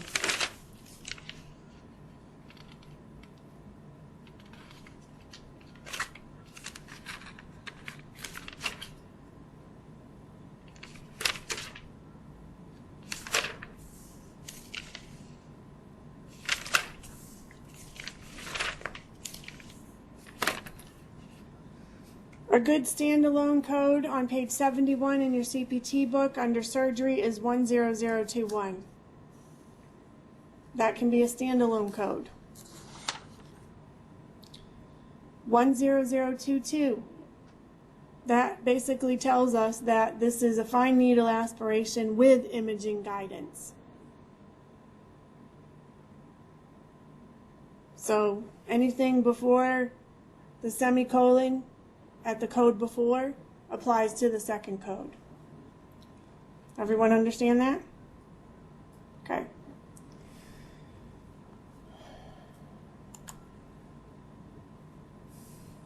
So as you see on page 372, the example gives you another look at standalone codes. The semicolon is really what helps us to indicate the full description in the preceding code. So you must return to that standalone code for a full description. Our modifiers on page 374 in your textbook. Our modifiers add information. Your CPT modifiers, they are 2 digits. I showed you where to tab those in the back of your book. The CPT codes, basically you'll find the complete list of them in Appendix A. You also have examples on the inside cover of your CPT book. Modifier 62 is when we have two surgeons performing a surgical procedure. Each surgeon will apply his or her individual skill, and then each surgeon will then bill that procedure with a modifier 62. Your level 2 HCPC modifiers.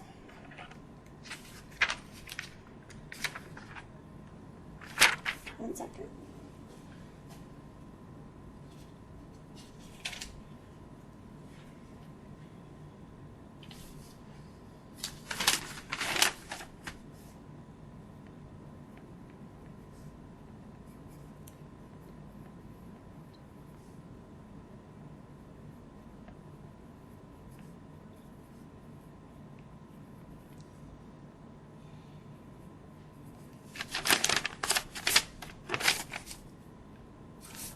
All right, the HCPC modifiers, as I said, once the book comes in, I will review those again.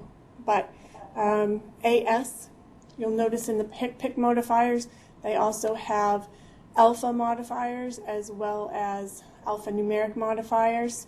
All of the modifiers can be used on CPT or HCPC codes. One example I can give you is a gastrojejunostomy with 2 surgeons, 43820 modifier 62.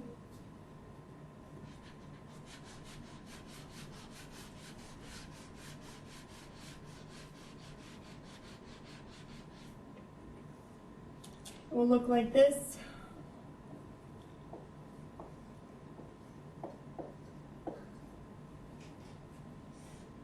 Okay, 43820 modifier 62.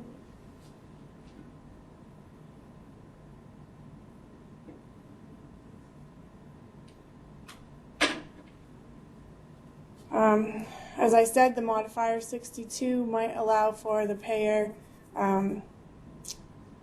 they have to bill the two providers have to bill it on their claim form, and they both have to send in notes usually. If you were to look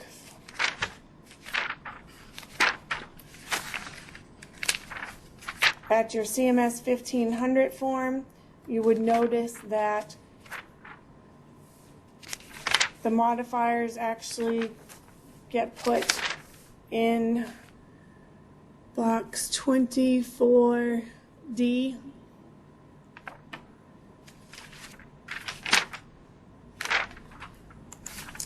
Unlisted services on page 375 in your textbook. Your unlisted services always will end in 99. And when you see those, you have to accompany it with a report. Your Category 1 codes, as I mentioned earlier, these were approved by AMA and Food and Drug Administration. These were proven clinical effective. Your Category 2 codes are supplemental tracking codes. Your Category 3 codes are for new technology, and these are temporary codes. They last up to 5 years, and these are located after the medicine section. If we have a special or written report, page 379 in your textbook, a special or written report indicates the nature, the extent, the need, the time, the effort, the equipment used, and any photos or medical journal articles that were relevant to the procedure. Starting with the index, page 379 in your textbook. Start with the index. We use this to locate the service and procedure terms and codes. It helps us to speed up the code location. It's just like a dictionary, as I mentioned earlier. First entries and last entries.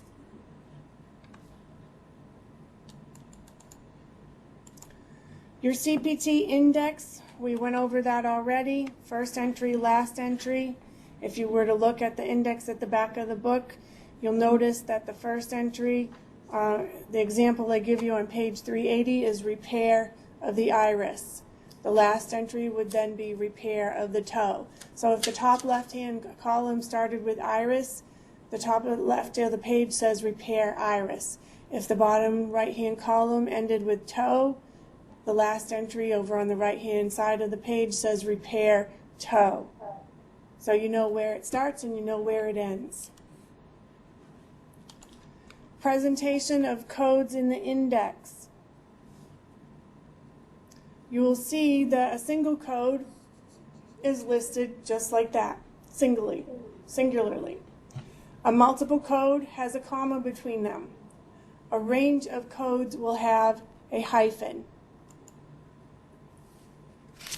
Some of the location methods over on page 381. This is important to remember. So I'm not sure where you want to write it, but some of the methods, for example, to help you locate your codes. The first one will be the service and procedure. So is it a repair or is it an excision? So you might want to flag this page so that you can somehow make this note in your CPT book somewhere. Okay? The second would be anatomic site. So is it a median nerve or the elbow? If you hear condition or disease, so is it a cleft lip or a clot? Where are you going to look? Condition or disease, Daniel? Remember you tabbed your disease in the ICD-10 book? Okay? Or synonym, toe and interphalangeal joint. Toe and interphalangeal joint is a synonym. Or an eponym, Jones procedure, Heller operation. And then the most obvious one, abbreviations, ECG, PEEP. So these are the 6 different methods of being able to locate items in the alphabetic index. Okay?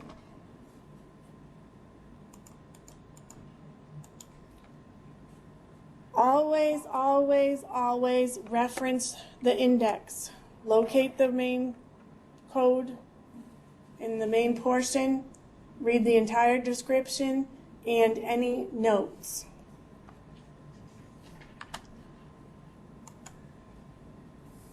When you have C in the index, page 383 in your textbook, C in the index, this is a cross-reference term. It says look here for code. So if you were to look up STEM in the index, brain, it would say see brainstem. Your HCPC book, that is the Healthcare Common Procedure Coding System. It's just the way you see it, HCPCs.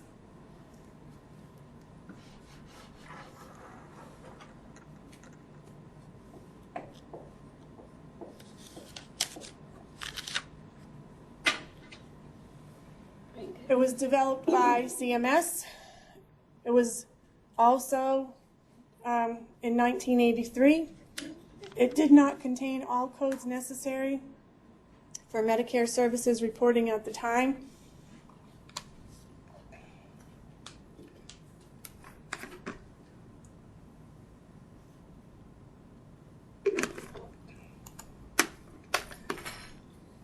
And it's the same as CPT. There's three levels of codes.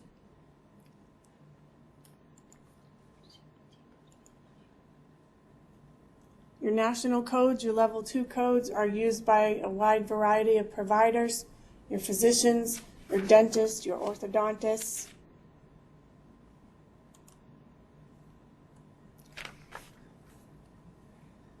As HCPCS gains popularity, each year there's an increased number of HCPCS codes. The format, you'll notice the format on page 388 in your textbook. It begins with a letter and then it's followed by 4 digits. You have temporary codes in the HCPCS book also. They will contain letters such as G, K, Q, S, H, or T.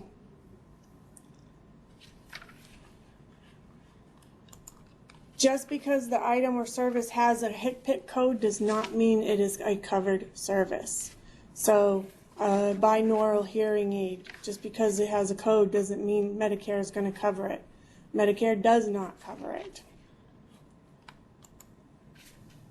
Your HCPCS you will find are used in outpatient settings. The level 1 and level 2 are used to report outpatient services to certain payers. The same thing with your HCPCS, it has an index, just like your CPT book. It directs you to a specific code. You then go to your tabular, reference, find the most appropriate code, and then code from there. And I showed you the example in your book.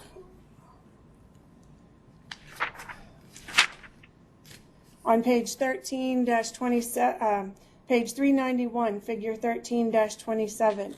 These are your J codes. These usually are your injection codes.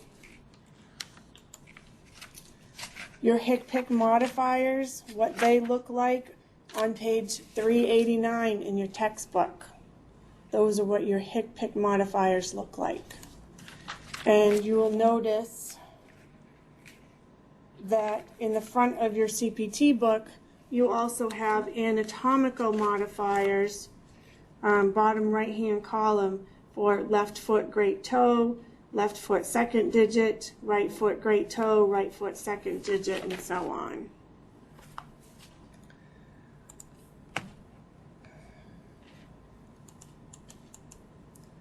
Often used HCPCS modifiers are your LT and your RT. So a right kidney biopsy would have an RT, a left kidney biopsy would have an LT.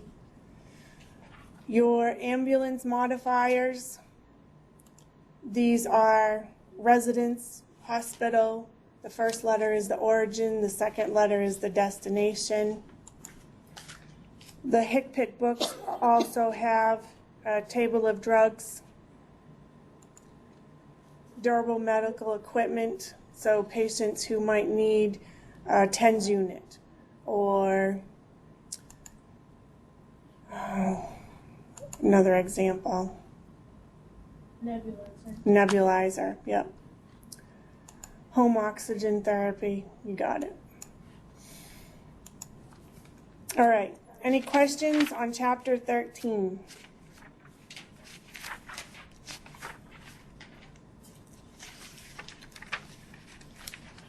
Dorian, Yes. we just did have one question. Hold on, what was it that you... The difference between CPT HCPCS. Just, she was wondering what the difference was between CPT and HCPCS, what the big difference is. CPT is all numbers, and HCPCS are alpha character first with the numbers afterwards. So if you look at the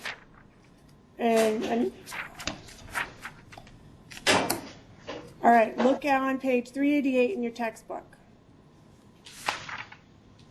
If you look at the example, figure 13-22, that is what your HCPCS index looks like. So if you look at the codes, they start with letters, and then they have numbers. So your HCPCS will always start with an alpha character and then have 4 numbers. Your CPT are all numbers.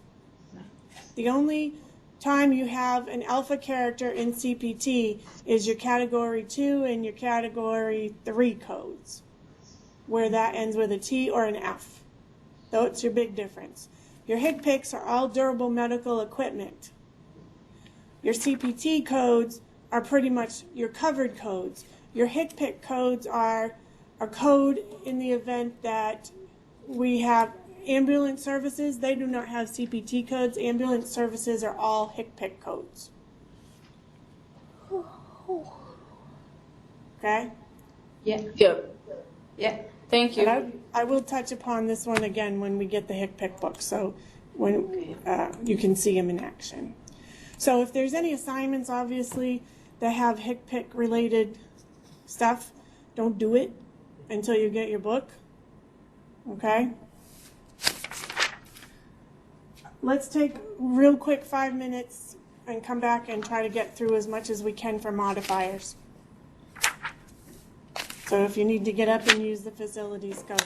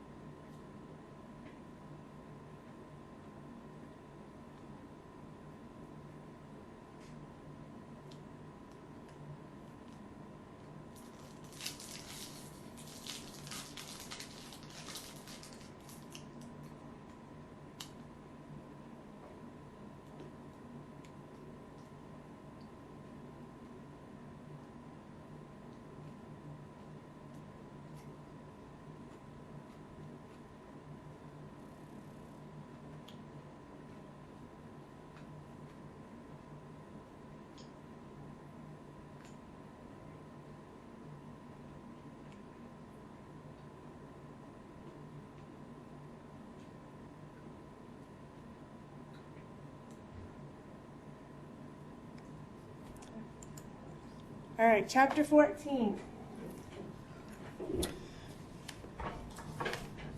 Chapter 14 is modifiers. And what are some of the questions? Why don't we start with what are the questions you all had? Anything with 14? Shana. I didn't even read it. Okay. I was in over my head. All right, Daniel. I found out the last wall reading or two, but I did read some of it. If they have any questions about it. Other Okay. than the general, please help me understand this. Okay. Maria, any questions on 14? I didn't get to read it, Doreen. Darcy. I didn't get to read it either. Okay. Anita and Fran. No, we did not get to read it. Okay, well then I'm not going to go over it. We're going to go over questions about 13. How's that? And we'll come back with 14, 15, and 14 and 15. What's 15? Let's take a look at 15. Oh, 14 is your E&M services. E&M. All right, let me think here.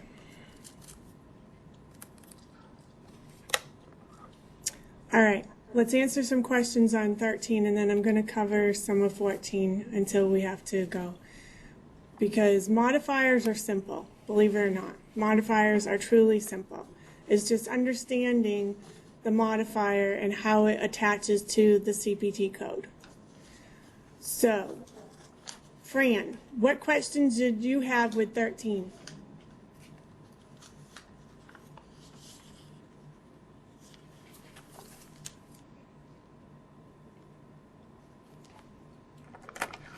Hang on, I'm just peeking back through here. I kind of Okay. skimmed it, but That's fine. Um, you can all look through so we can answer some questions, okay? I kind of skimmed it, but I didn't read it. So nothing really popped up yet. Just I think a lot of it is just doing it, seeing it, and doing it will help. Okay, how about you, Anita? Yeah, I have already asked. You have all the I answers? No, she asked the question Sure, question. before. Yeah.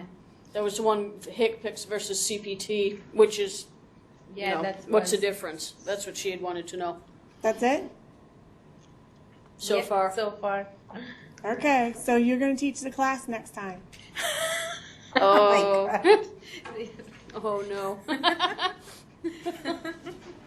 Okay, Darcy? I don't really have any questions right at this time Oh, on chapter no. 13. Maria? I don't have questions right now. Daniel? I have questions, but actually I think we've already covered them because most of my questions were pertaining to stuff at the Can't hear him. is at the end, but since we've gone over so much stuff tonight, during the course of it, I feel as if I already know. Okay, so Daniel feels like I answered his questions when we did the review of the chapter. All right, so Shana. Same thing. I was supposed to Same learn thing? How to read the book Okay, and find the answers. okay. Most of my problem was having to try and understand the CPT manual. So being able to navigate it and maneuver through it, so now you have a better feel for that. So then honestly, modifiers are going to be a breeze. Okay? So did everyone get a chance to do some of 13 exercises?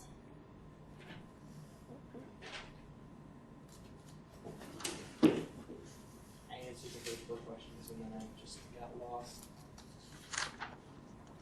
Okay, well then we're going to do them in class. I'm going to make you work for your break.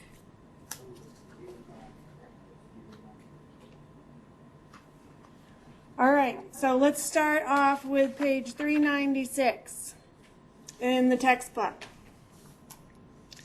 I'm not going to do 1 through 19 because that should be pretty easy for you to go back in the book and get the answers.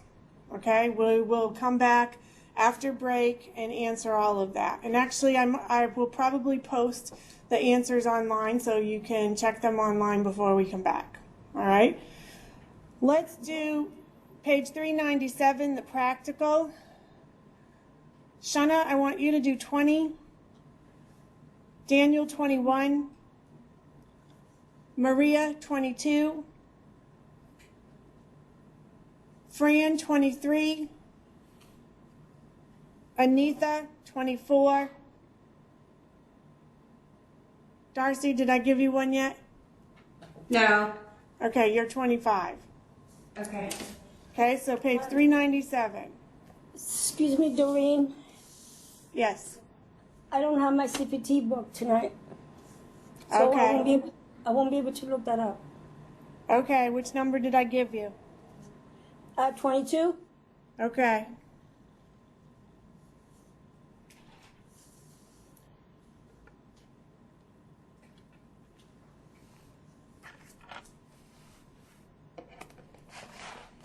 Can I use my ICD-10 for that?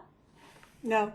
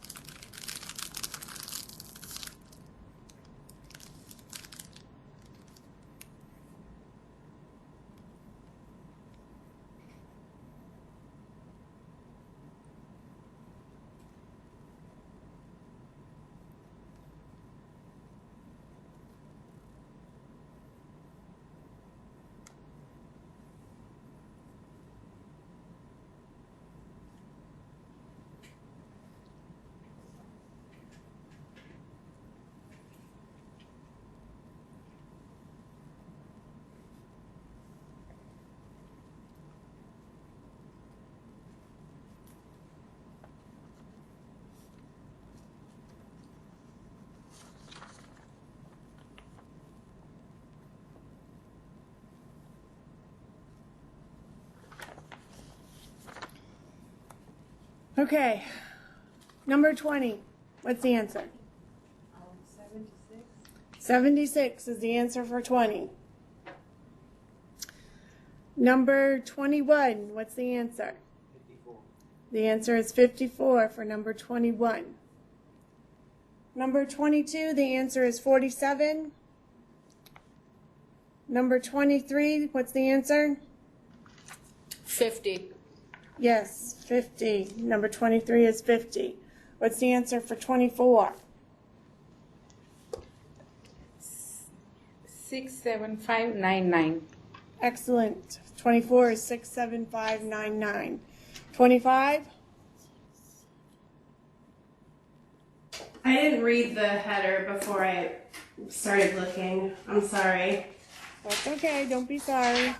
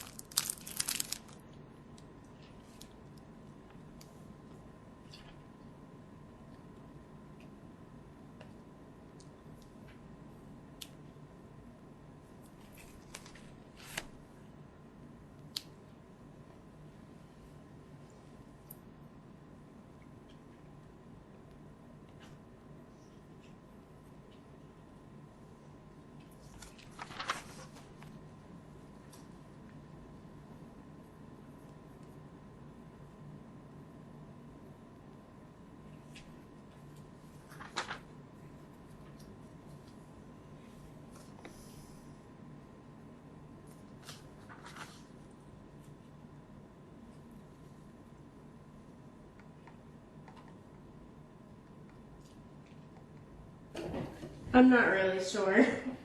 Okay, so if you look up rectum in the back of the index, under R, you'll And I find did it on that. page 949. And it brought me to anus. I Okay, didn't so see anything that didn't have like a procedure of some sort. okay, so if you read the heading, it says, assuming there is no Category 3 code for the unlisted procedure you are reporting, locate the following unlisted procedure using the surgery guidelines. So you're going to follow this column all the way over to unlisted service and procedure under rectum. Under rectum. Don't go to anus. Stay under rectum. I did that and it said go to anus. Keep going down. Okay. Don't stop at C anus. Okay.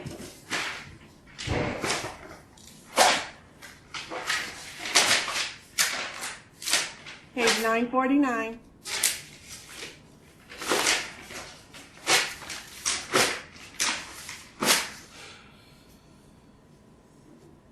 All right, so I know it says C anus, but guess what? Keep going. Abscess, advancement, biopsy, dilation. Keep going all the way over to the other section, other column. Where is unlisted services and procedure? What's that code? 45999. Yes. So the instructions were locate the following unlisted procedure code. Okay. Unlisted procedure code. All right? So what's going to get you every single time, and this is for all of you, is not reading enough. Okay? So I'm not picking on you, Darcy. It happens to everybody. Okay? So the answer for that would be 45999. Number 26, 40799. 27, 20999. A lot of what you will be doing with the CPT book is paying attention to the directions. Could you repeat that 27, please? 20999. Because remember, unlisted procedure code ends in 99. All right. Go down to 35. Shanna, 35. Daniel, 36. Fran, 37. Anitha, 38. Darcy, 39.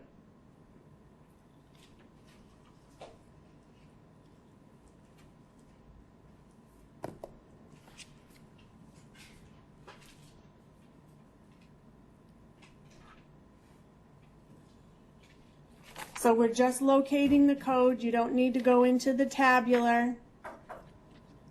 You can do it in the alphabetic index in the back and look it up just the way they wrote it.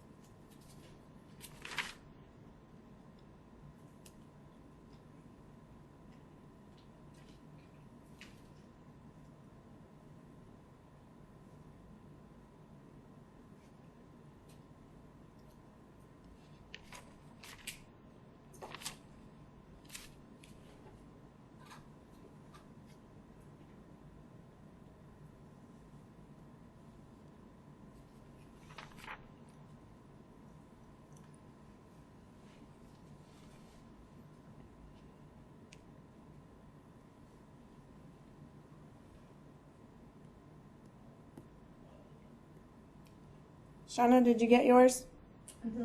49900. All right, 35 is 49900. Daniel, 53907.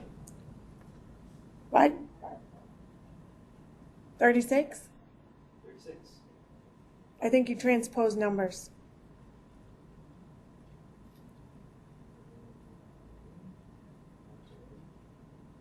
That's right.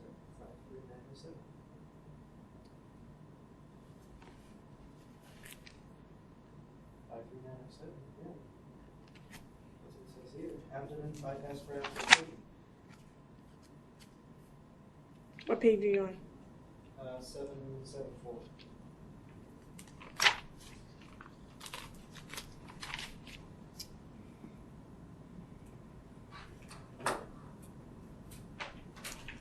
You're transposing numbers, Daniel. 35. You said 53907. You did. That's okay. It's a long night. The answer to number 36 is 35907. And that's the other thing we do. We transpose numbers. We do it because we have done so much and we're tired and our brain needs a break. Because after a while, all of this just starts looking blurry and gibberish. Okay, 37. Who has 37? I do. There were two codes listed, 36147, 36148. No, No? only one. Okay. Tell me why.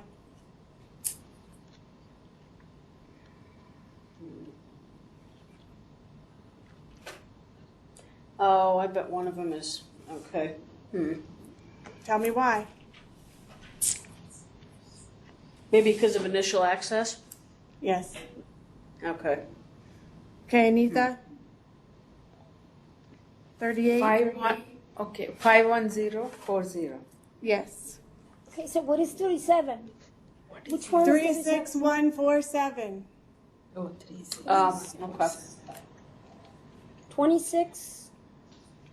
26? I didn't do 26. 40799.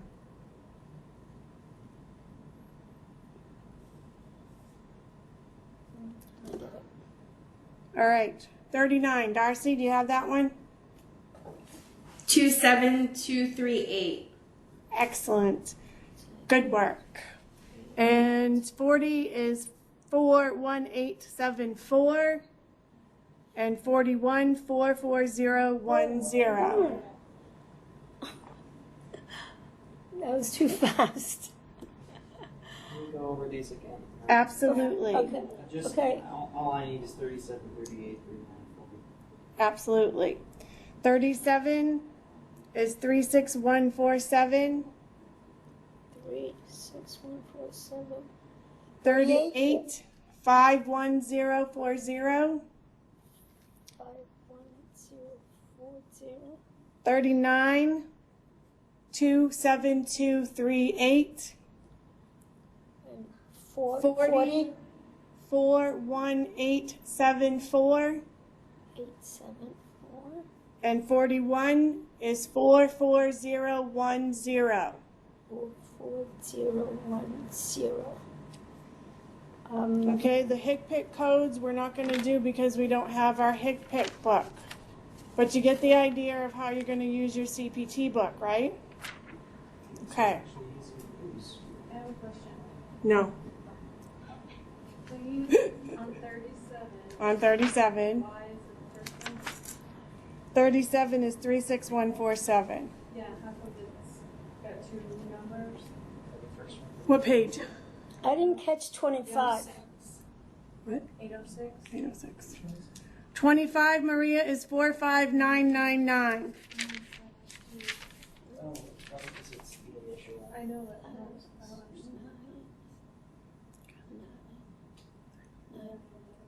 Thank you. No, I'm just guessing that because it's the first one.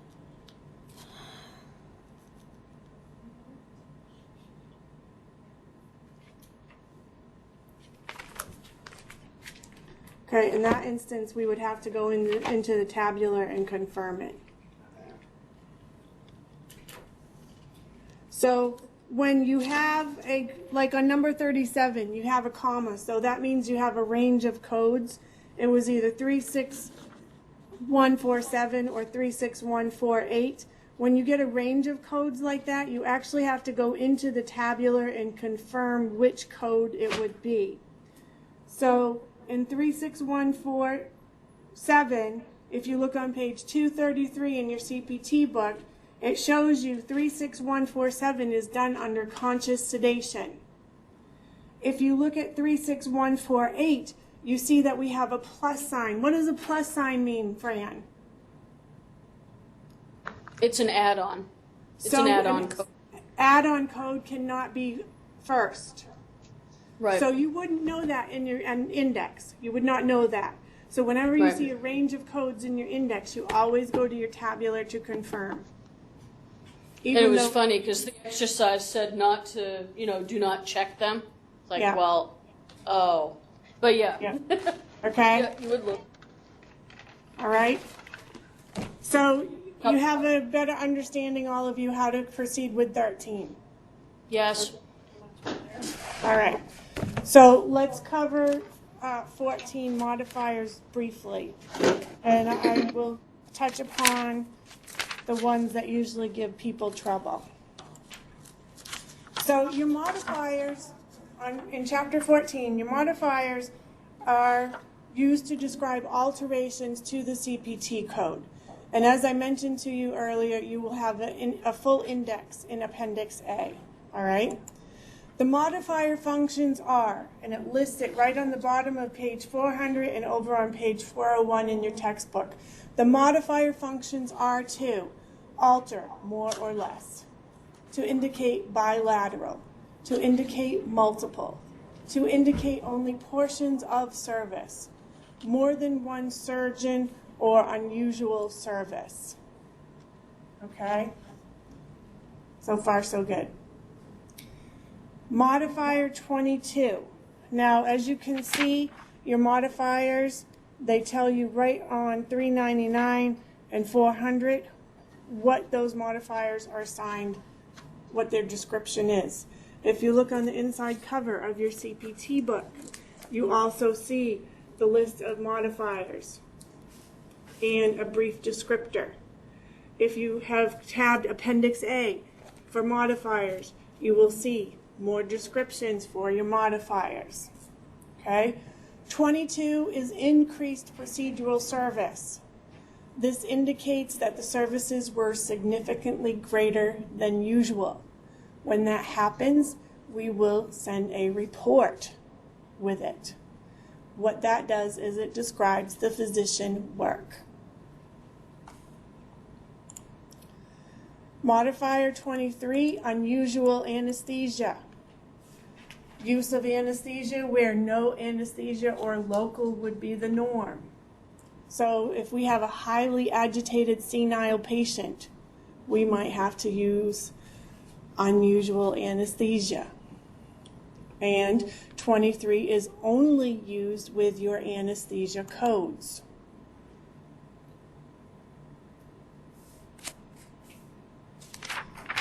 Modifier 24 and 25, these are two that some people get mixed up. 25 is the code that you use for significant, separately identifiable E&M service by the same physician or other qualified healthcare professional, same day of procedure or other service. Okay, so we would use an E&M code that go in for an exam. Modifier 25. That tells the payer that they had an exam, and let's say they had something else happen. They were seeing the doctor for sinus congestion. And he prescribes a decongestion and notes that there's a lesion on his back and removes the lesion. I don't know what the code is to remove the lesion. I know it's an integumentary code of some sort.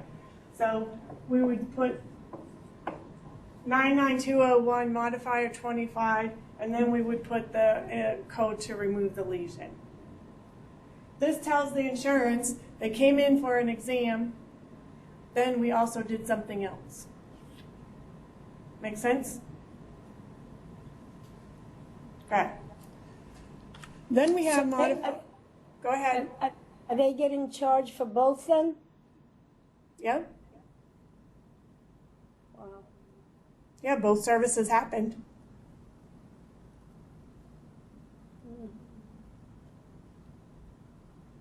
It's two separately identifiable services. That's why we have the two codes, and the one has the modifier.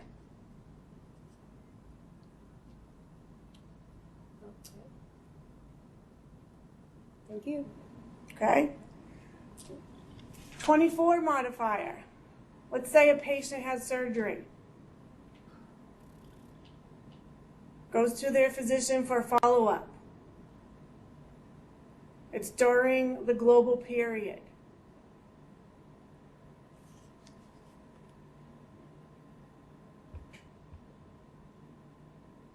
But now, when the physician sees the patient for the surgery of the, let's say, hip surgery, but notices that he has a fractured collarbone, we're going to do a modifier 24.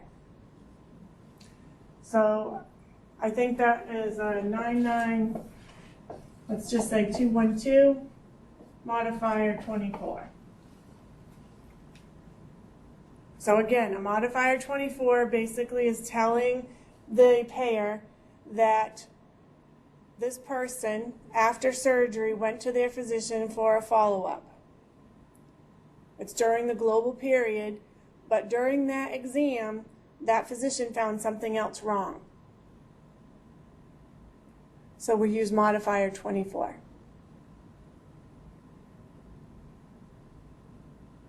Okay? Everyone get that? Shanna? Mm-hmm.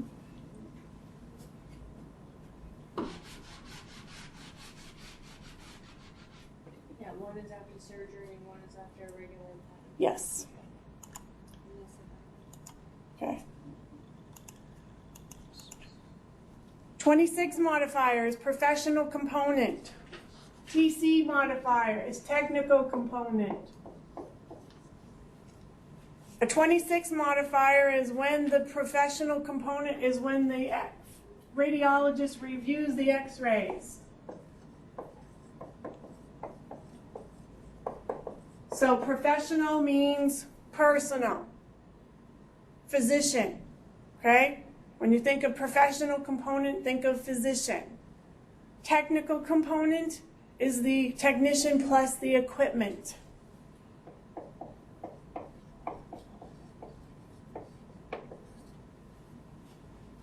All right?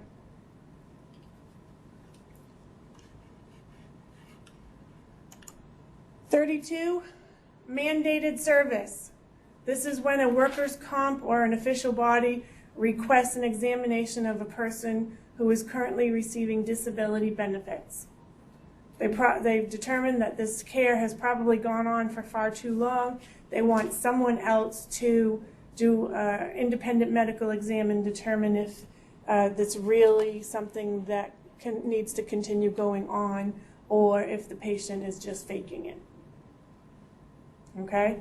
This is not something that can be requested by the patient or the patient's family or another physician. This will be done by workers' comp or an official body. Okay?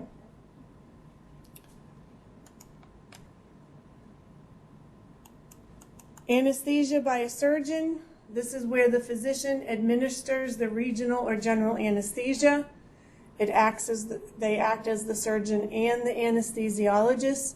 The 47 modifier would only be used with surgery codes, and no separate payment is reimbursed when it is used on Medicare patients. Modifier 50 is your bilateral procedure. So if someone goes in and they have surgery on their hands, both hands, it would be modifier 50. Elbows, modifier 50. Feet, modifier 50. 51, multiple procedure. There are 3 types. The same procedure to different sites. Multiple operations during the same operative session, or procedure performed multiple times. So multiple procedure could be that we're repairing multiple lacerations. Procedure being formed multiple times could be trigger point injections. You always list the most resource-intensive code first when you're coding with a modifier 51. Then you would code the next procedure that is the next highest dollar value, and then so on until you list out everything. Usually Medicare pays 100%. The 2nd through 5th line item pays 50%, and any more than 5 procedures on a claim, they're priced manually. Okay?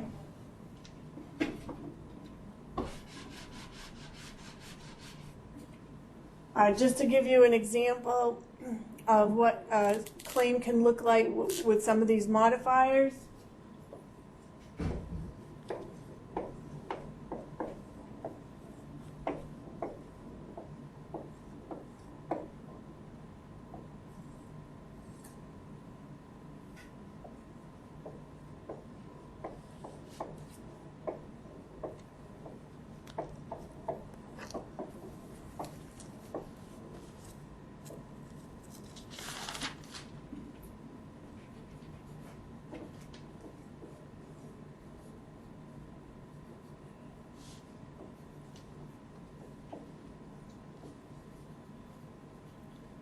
All right, so the first one, 99201, is an E&M, an evaluation and management, with a modifier 25.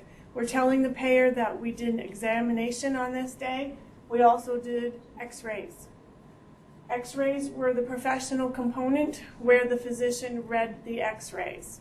So this might be where the patient brought their x-rays in. This code, 98940, is a chiropractic manipulation for a 122 region. A 98943 was the additional procedure, so a multiple procedure, okay? And this was done to an extremity, so hand, wrist, elbow, knee, foot, ankle, whatever.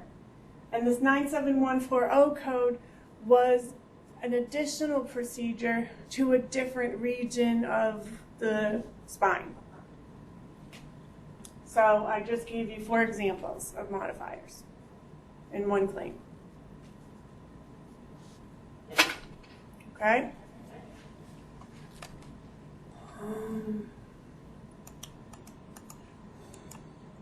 52 is reduced services. So if the service is reduced from a code description, the physician usually will direct the reduction. Your documentation substantiates that reduction. This is not to be used if patients are unable to pay for the fee. This is not to be used if patients are unable to pay. This is where we submit the full charge, and then the payer will adjust it. So let's say, for example, a lip shave is done, but an advancement of a flap is not performed. So with that example, the provider might decide to reduce the services because the flap advancement wasn't done, but the lip shave was done. So basically the patient got part of the service. Okay? Or for whatever reason couldn't finish it at that point in time. Okay? Discontinued services is modifier 53. You do not use modifier 53 when a patient cancels a scheduled procedure with E&M codes or with time-based codes. 54 is your surgical care only. This is where the physician provides only the procedure, which is the intraoperative. So someone does the pre and the post. The physician is doing the intraoperative. Modifier 55 is your post-op management only. So there are such physicians who provide just the post-op care. They would report the post-op management. They would document the transfer in the medical record.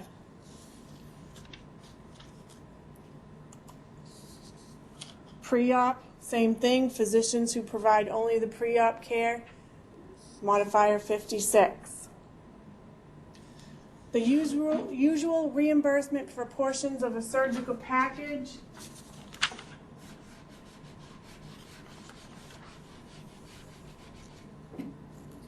are 10% pre-op, 70% intra,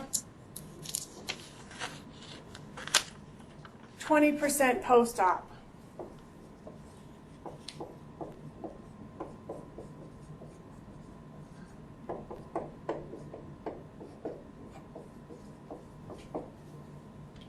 Okay? And each payer will determine the portion that they pay.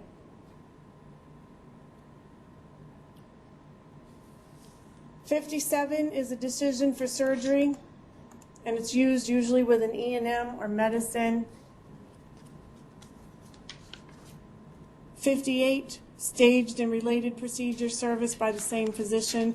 So let's say a subsequent procedure is planned or related to the first surgery. This might be done during post-op of a previous surgery. Let's say, for instance, if you have multiple skin grafts that are completed in several sessions. Do not use the 58 modifier to describe a session. So if you have a lesion destruction of a retina, one or more sessions, you do not use a 58 for a session. The 59 modifier I showed you here, distinct procedural service. 2 surgeons, we talked about that earlier, both function as co-surgeons. Surgical team is modifier 66.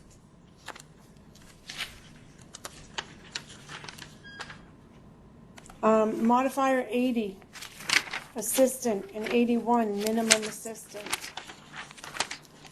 Page 423 in your textbook. If you have an assistant, they're reimbursed at 15 to 30%. If you have a modifier 81, minimum assistant surgeon, these are reimbursed at 10%, if at all. 82 modifier is assistant surgeon. You see these in your teaching hospitals, and the residents have to assist as part of their education, so there's no fee. No modifier 82. The assistant, the resident must demonstrate, or the facility must demonstrate that there's no qualified resident available, and that documentation has to be in the notes. 90, modifier 90 is used for laboratory services. 91 is on repeat clinical diagnostic laboratory tests. It is not on tests that need to be rerun to confirm the original results. 99 is your multiple modifiers, and you very rarely will even see that. Okay? So, for assignment, finish up 14. Complete it, read it, in-chapter exercises, chapter review, and practical. I will post the answers for the assignments on Evolve. Okay? Next week is 2 weeks from now, chapter 15. It's E&M. E&M is a long one. So please finish 14 and get through 15. You have 2 weeks to do it. 15 is going to be a long chapter because E&Ms are intense. They're extensive in their, as you can see, just from the charts that I showed you in the CPT book. The E&M section itself is 52 pages. And it's codes in the CPT book. It's 52 pages of codes. And we're going from inpatient, outpatient, observation, new patient, established patient, hospice. So I really need you to read 15 and do as much of the exercises as you can. So we can go over some of that stuff in class when we come back. So finish 14, read 15, do as much as you can. Catch up on your exams on Evolve if you haven't done those. Again, remember, if you try to take an exam and you can't finish it or it kicks you out, try to submit it so that I can reset it. Anything else? But we don't have to do work for. Just 14. Workbook and textbook 14. Try to do the in-chapter exercises for 15. All right? Everyone good? So when we submit an exam like that, will we get credit for it? Or like if it's or is that not counted at all? I'm not sure what you're asking. You said if we don't finish that exam, or if we need to do it over to submit it, and then you will reset it. Yes, so you won't get credit for that one until you retake it. Until we retake it. Okay, thank you. Yep. All right. Have a nice Thanksgiving, everyone. I'll see you in a few weeks. Okay, Thank you. Have a good Thanksgiving too. Thank you. you too.